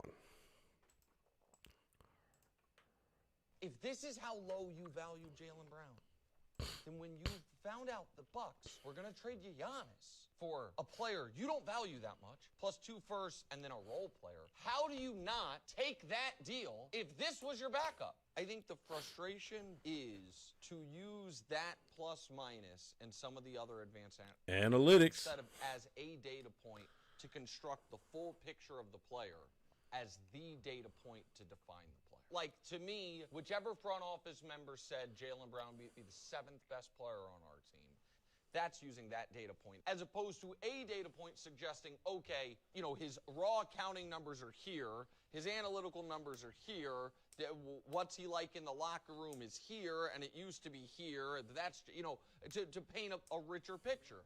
But it is unfathomable to me that it turns out Walker Kessler has more trade value than Jaylen Brown. The Lakers gave up 2 firsts and 2 swaps and did not have to take on an awful contract to get Walker Kessler. The Sixers gave up 2 firsts and 2 swaps and got off a contract that everybody said was underwater for Jaylen Brown. If this is how low you value Jaylen, and you know, what's he saying here? He's saying your points for trading is so crazy. It's so crazy. You know, that's just that's just unacceptable. Here it is, the man. Once again, the man had his best season last year for the team, and you're using plus minus, which, you know, it's an analytic that, you know, is used, but, and it's important. It's an important analytic, but it doesn't give you the whole picture. It doesn't tell you everything about the player. It doesn't tell you, you know, everything about his production. It doesn't tell you the whole story as to why that data point is even where it's at. So how can you then be like, oh yeah, well, you know, Jaylen Brown, his plus minus is lower than Walker Kessler's. How many people even know who Walker Kessler is? Walker Kessler ain't even an NBA All-Star. He's not even an NBA All-Star. So you mean to tell me that when the Lakers made the trade for him, they gave up more than you gave? They gave up more than what you got back for Jaylen Brown. That's crazy work. Crazy work. Similar to the Ja situation. John Morant got traded for peanuts too.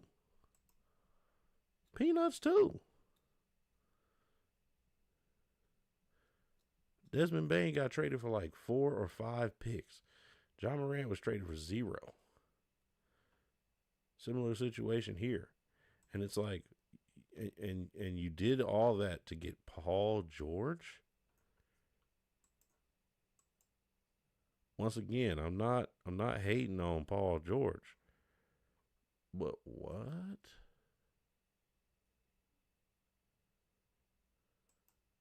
Like what? I don't understand.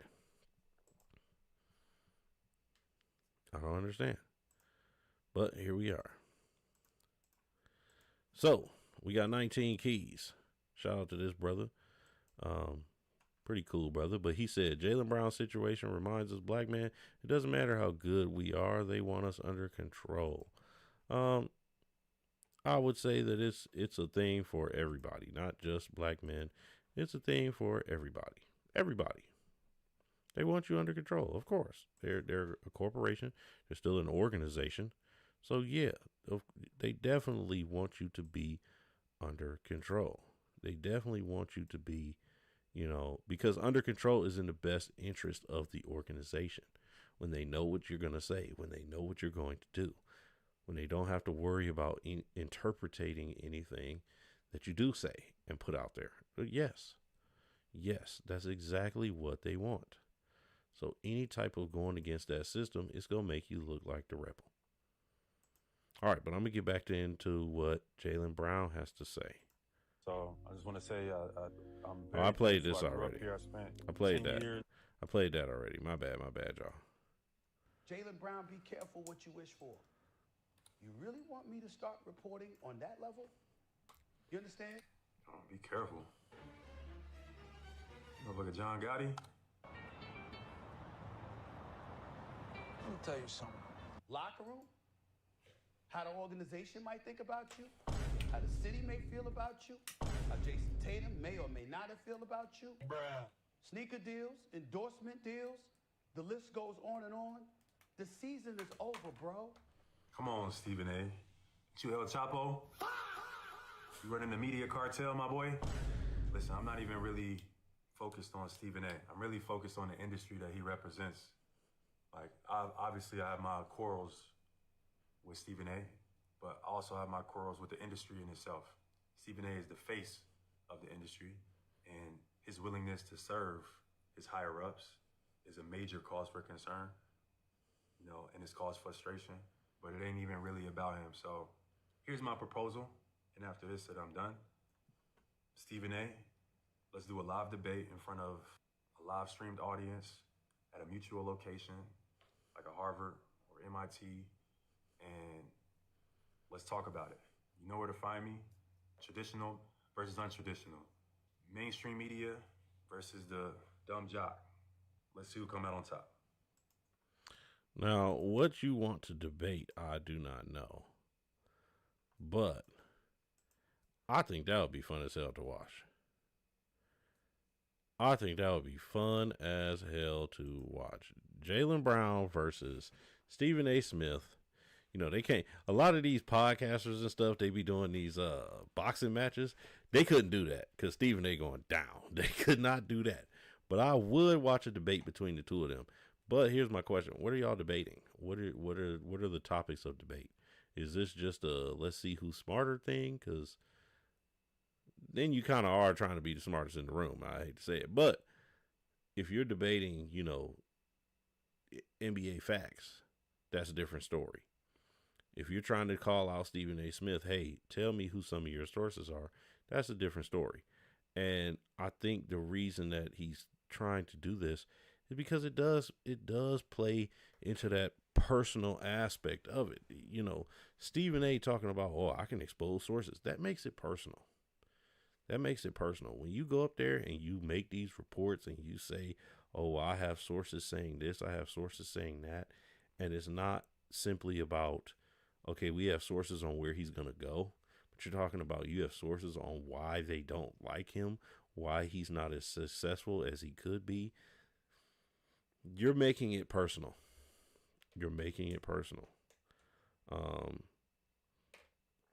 I am not a fan of when people in the media do that. I know they like to say, hey, we got the inside scoop, and that's part of the job, right? That's part of the job. But them saying all of this, I got guys in the locker room. I got people who can tell me how Jason Tatum feels about you. That's personal. That's personal. We know that's personal. And it's not favorable because here it is, as the media, you're now putting turmoil into that locker room. The media is putting turmoil into the locker room. I'm about to hop back in the chat right quick. You can control me for $50 million. Yeah, I feel you, but what if they ask you something that you really aren't into? Is $50 million worth it? Because I don't know if it's worth it to me. There are certain things where I'm like, nah, I'm cool. He said, I wish you played Kwame Brown reaction to the Jaylen Brown and Stephen A. Smith trade. I might do that. I might do that. I might do that either later on in the stream today or over the weekend or something if I do another stream. Actually, I'll do it in another stream. I'll do that. But I'll do it if you subscribe. How about that? You subscribe to the channel, I'll do it. I'll do it. Even trade. Okay. I would debate, are the Celtics better without Jaylen Brown? Jaylen Brown, a locker room cancer. I don't think he is, though. I don't think he is. Now, whether the Celtics are better without Jaylen Brown, we have to see. This is what's going to make the season. This is what's going to make next season so exciting from that standpoint, because we have to see. We have to see. This is going to be one of the storylines for next season. Are the Boston Celtics better without Jaylen Brown? That is going to be the storyline. But here's the other side of that. Here's the other side of that. What's going to determine if they do better? What are the benchmarks to determine if they do better? Do they have to have a better record than Philly? I think that's going to go without saying. But then what? Do they have to make it farther in the playoffs? Do they have to have a better regular season than Philly? Do they have to make it to the playoffs? Does Jason Tatum have to enter the MVP conversation? Does he have to win an MVP? Do the Celtics have to make it to the finals? How soon? Because, what was the timeline when Jaylen Brown was there? So now that he's gone, what's the timeline that you're giving Jason Tatum to get back to the Eastern Conference Finals, to get back to the NBA Finals? Is he going to have to win Eastern Conference MVP? Is he going to have to win a Finals MVP? What then makes the Celtics better? Because remember, when Jaylen Brown was on the team, he got all these accolades.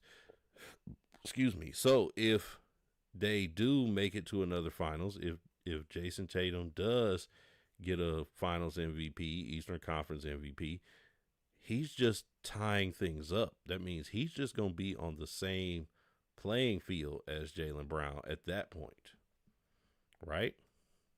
Because Jaylen Brown did it already. So he's got one. He's up 1-0 right now. He's up 1-0 right now. And Jason Tatum has to make things 1-1. And then you could argue, and then on top of that, you can argue, well, Jaylen Brown is still better because Jaylen Brown one-upped Jason Tatum while Jason Tatum was on the team and playing and contributing. So if we gonna have that debate, right? If we gonna make that a debate, all those things have to be taken into account. And I wish I could just pose the questions. Like, let me be the moderator, because I want to be the one to ask them. Like, hey, so what are we saying? What are the benchmarks to determine who won the trade, right? Because along with that, okay, yeah, we got to see what Boston does, but we also got to see what Philly does. We have to see what Jaylen Brown does. What is Jaylen Brown going to do with his new team? What if they have a worse NBA regular season record, but they end up going further in the playoffs? Now who won? Are we determining who won the trade based off of one single year? This is going to be a career-long conversation now. This is going to be a career-long conversation now. This conversation is going to go on until the end of both of these players' careers. And even afterwards. Okay, what did he say? He said Stephen A. Smith trolling Jaylen Brown for drama during a sports downtime. Oh, 100%. 100%. And Stephen A., the thing about Stephen A. is a master at doing that because he's been in this position for so long. He's been in his position for so long. Of course he's trolling. He's doing what he needs to do to get the eyes back onto the media so that they can keep getting ratings even though it's the summertime. He's trying to have school in summertime. He wants people sitting. He wants butts in seats. He wants eyes on the media, eyes on First Take, eyes on his podcast, all that, so that he can keep bringing in dollars. And, you know, the media doesn't take the summer off. The media doesn't take the summer off. So, you know, amidst of all the free agency, all the trades going on, all of that, Stephen A has to do his job as a media personality and bring in the eyes. That's the first job. The first job as a media personality is get the people watching you. So he's got to say the bold statements. He's got to make, you know, all the comparisons. He has to do that. He has to instigate.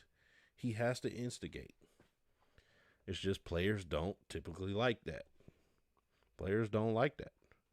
You know, Kevin Durant don't like that. That's why Kevin Durant got 80 million burner accounts. I wouldn't be surprised if Kevin Durant is like the dude in the Matrix who got all the TV screens watching people. That's Kevin Durant. All them his burner accounts.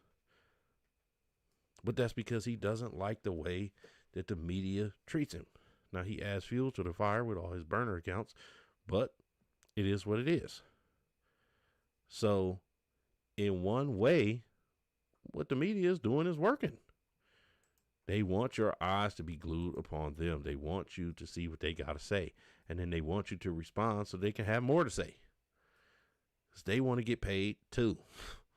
They want to get paid too. And they want to get paid handsomely. So, you know, I don't particularly necessarily like it, but I can't also be mad at them. Because they got to do what they got to do. It is what it is. Right? It is what it is. All right, let's see what one of the execs had to say. Let's see what one of the coaches had to say.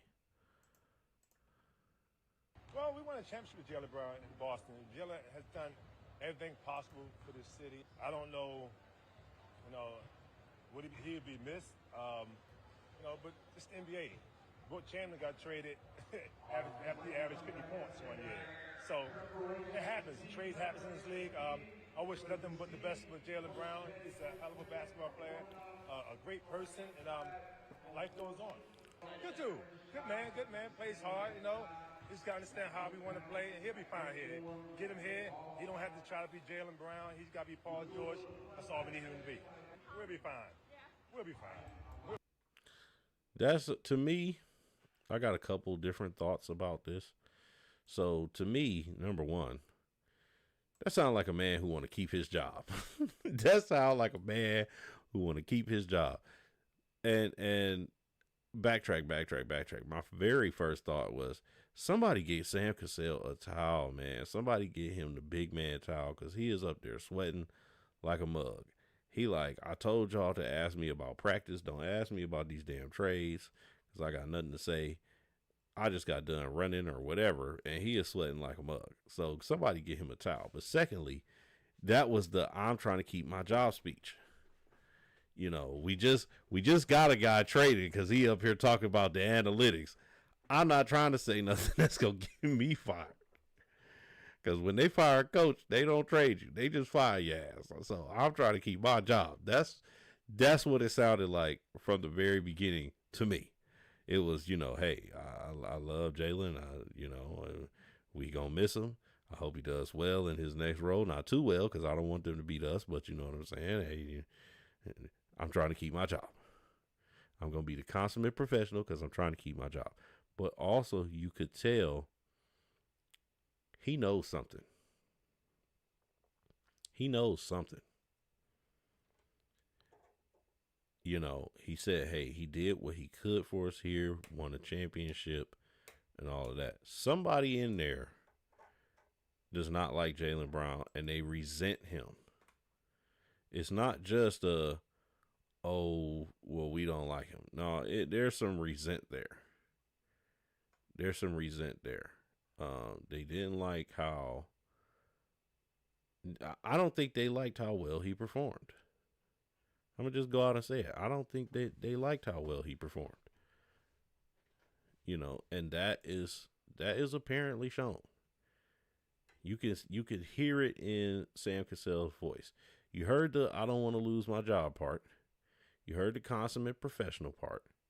But you also heard the part where it's like, I mean, yeah, we gonna miss him, but that's what I heard. I heard yeah, we gonna miss him, but you know.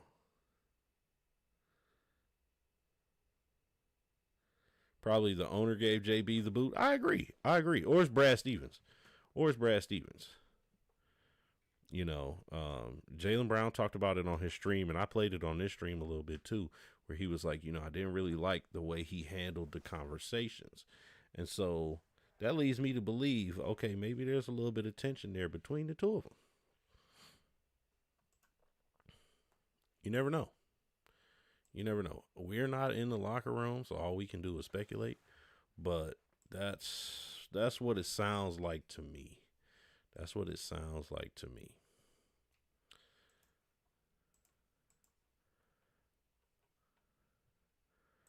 All right. 1 hour, hour and a half, maybe once a week. You know what I mean? If that. But they're gonna turn me into the villain, and I'm gonna just embrace it. So this season, let's get it. You know what I mean? The villain has emerged. That's what y'all want me to be? Let's get it. Oh yeah, that's definitely a green screen. 1 hour, hour and a half. Okay, so the ruling is in. That's definitely a green screen, but damn, that is a fire ass green screen. It's crispy in a mug. And so I think you was right, Eric, because dude who sat down, he definitely is swiveling in a chair like this now. But there's a bed there. So that's definitely a green screen.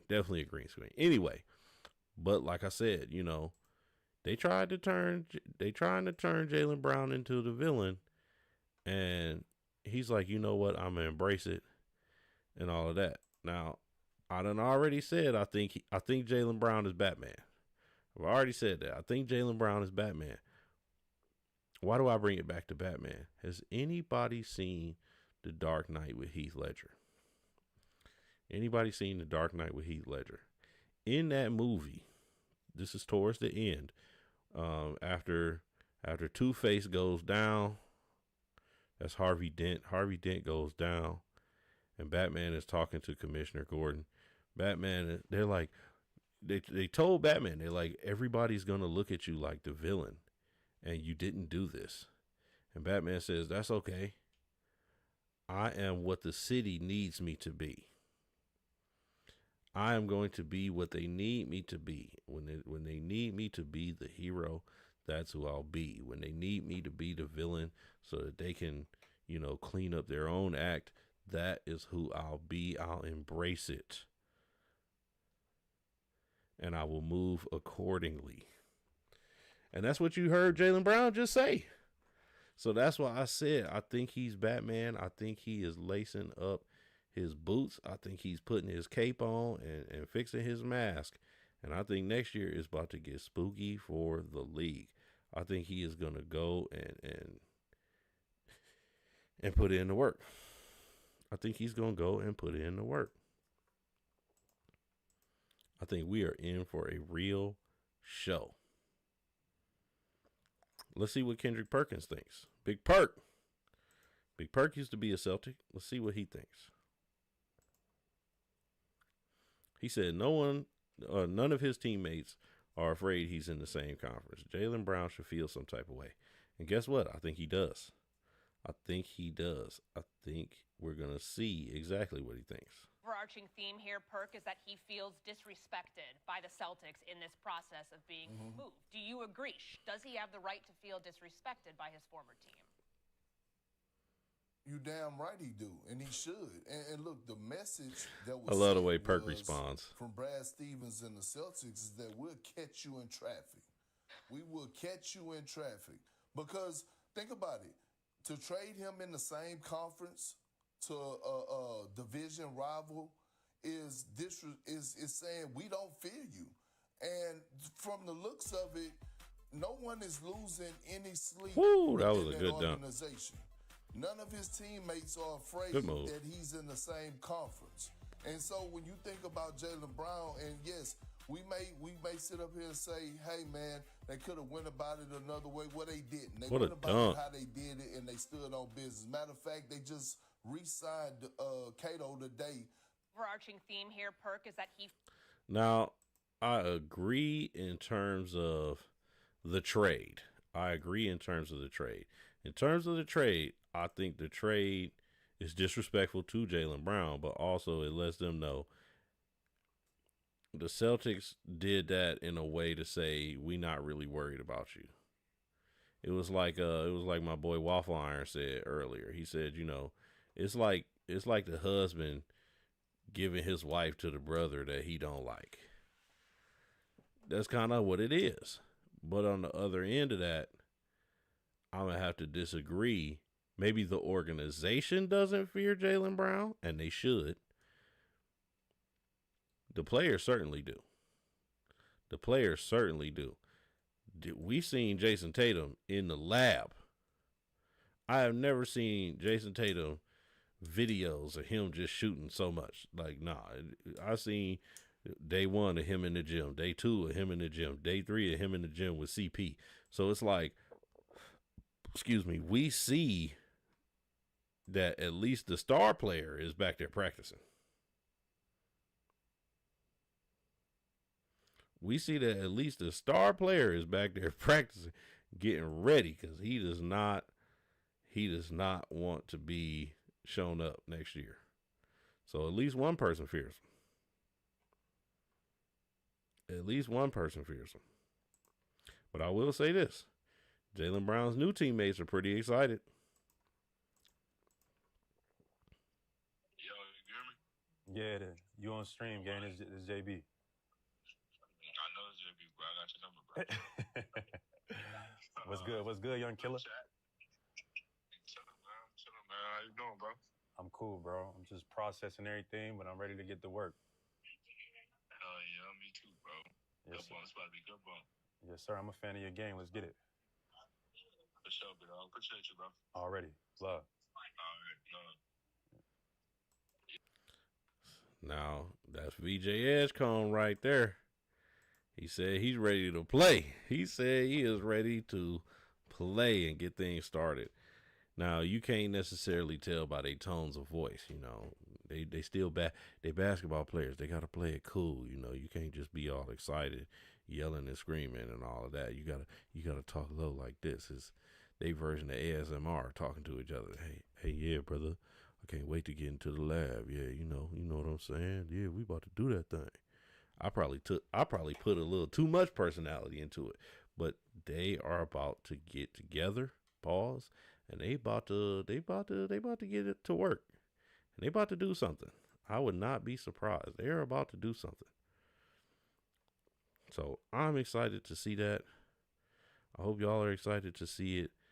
Now, I know y'all saw the other title in the stream, and I know I talked about it a little bit. I know I didn't touch on it a whole lot, but we are going to shift over to talking about one LeBron James. LeBron James. Now, at the start, it said he was open to every team. But as you can see, there now are a lot of X's. There now are a lot of X's, counting some teams out. But some of the teams that are still in: the Boston Celtics, the Mavs, the Nuggets, the Cavs, the Warriors, the Heat, the Timberwolves, the Knicks, 76ers, and the Spurs. Now, this is pretty interesting. The caption here, this is from Bleacher Report, caption said, Rich Paul made a whiteboard with realistic destinations for LeBron. Got the teams I just read off. This is the whiteboard. Now, how they got this, who knows? But this is crazy. It's interesting as well. You know, this just adds to the lore. This just adds to the drama. All that. But I am not gonna lie. It does make it more exciting, and it does give us some talking points. So not only do they have some of the teams listed, but they've got some players and how LeBron might fit in there as well. I like this top right one where it talks about Donovan Mitchell, Harden, Mobley, and Allen. LeBron would fit in pretty well right there. I'm just saying. Especially if they keep those four with everybody. I'm just saying. Now this other spot, the Murray, Johnson, Gordon, and Jokic. Ooh, that would be scary. Ant, Melo, McDaniels, and Gobert. That would also be scary. Really, all these teams, it would be scary. You insert the name LeBron, and it's like, ooh, they now all kind of look like they could be going for a chip. Low key. Low key. You know, the Heat, you got Davion Mitchell, Andrew Wiggins, Giannis, and Bam. Ooh, with LeBron, ooh, that would be scary too. But here's also what I want to talk about, right? Here's also what I want to talk about. And all the 76ers as well. I ain't going to skip them. But here's also what I want to talk about. There are a couple of teams on this list where it's like, these are LeBron's, like, I can't say arch rivals, but like teams that formerly beat you. Teams that formerly beat you. Like, what are we doing here? You got the Spurs on the list. You faced them 3 times in the finals. You got Golden State on the list. You faced them 4 times in the finals. 4 times?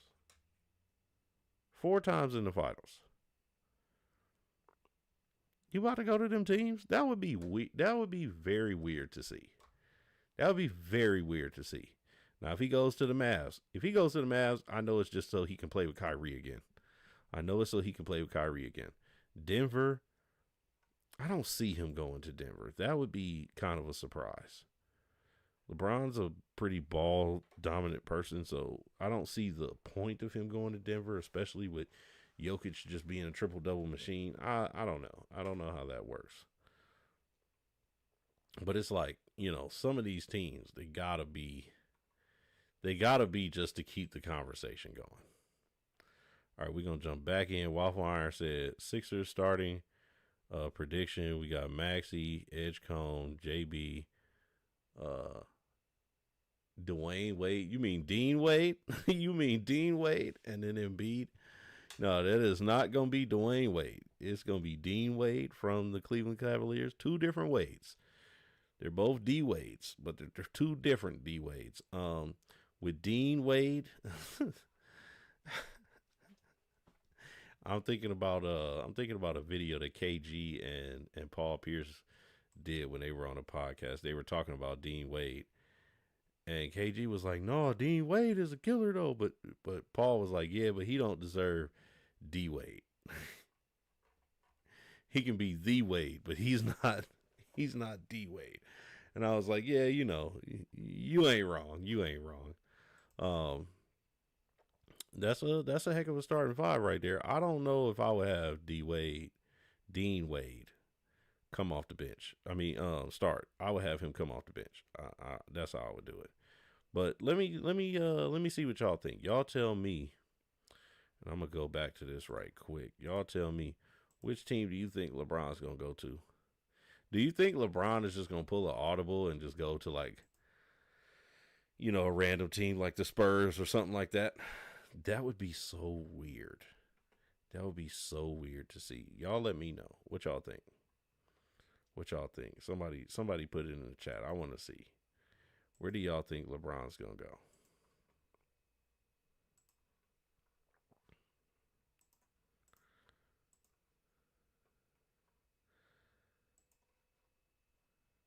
All right. So we had about we over 2 hours now.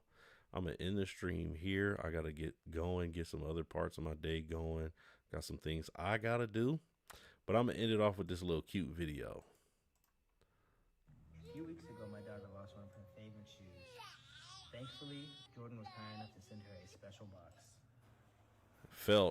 I know the turmoil when your shoes do that to you. Hey, but should this kid really be doing that with that X-Acto knife? Are you excited? That is pure joy on her face. Damn. They sent her all the shoes.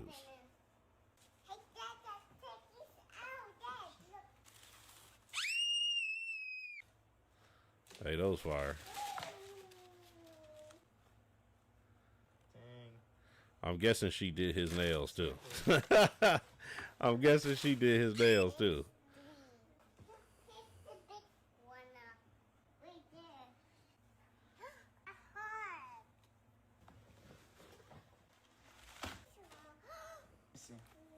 Man, she got all the fire colorways, man. I'm a little jealous. Oh, and they wrote her a note too. Look at her stepping. Go ahead. And they got the matching pair. I love that. I love that. Shout out to him. Shout out to her for getting those shoes. Hey, man. Do I got to cry to get me some Jordans sent up? Hey, I want some Jordans too. Hey, Jordan, hook a brother up. You know, a couple pairs of my Jordans did that. I should have sent y'all a video. Maybe you would have sent me a package. That's all right. That's all right. But hey, shout out to her. She got some fire colorways too. She got some fire colorways. But I like those kinds of things. Hey, shout out to Jordan. They made that girl. They probably made her entire year. And they hooked the father up with a pair of shoes as well. So that just helps them, you know, create good moments. And we love to see that over here. But I appreciate you all for tuning in with me today. Thank you for everybody who hopped in the chat. Thank you, Waffle Iron. I hope you join and become a new subscriber. Dang, we made it almost up to 150 views today. Hey, shout out to everybody who joined. I appreciate that. So I want to say, hey, thank you to everybody who is watching. Shout out to my subscribers. If you haven't subscribed yet, please do so. We building up over here. And that's men, that's women, that's everybody. Check out my recorded videos. That's where I do some motivational content. I will be dropping a video over the weekend. I'm probably going to do the recording today. And then I got to edit. So, you know, that's going to take some time. But right now we're covering an emotional intelligence series. I'm going through that. So the topic is going to be self-management. We're going to be going through that. And keep a lookout. Keep a lookout. But aside from that, I hope everybody has a great weekend. Happy 4th, everybody. Happy 250th to the United States. Hey, everybody have a great time. Be safe. Enjoy your time with your family. And I just hope that everybody has a great weekend and they enjoy. So, as I always say, I'll catch y'all on the next one. Peace. Check out the outro music that I got coming. Let me know how you feel in the chat.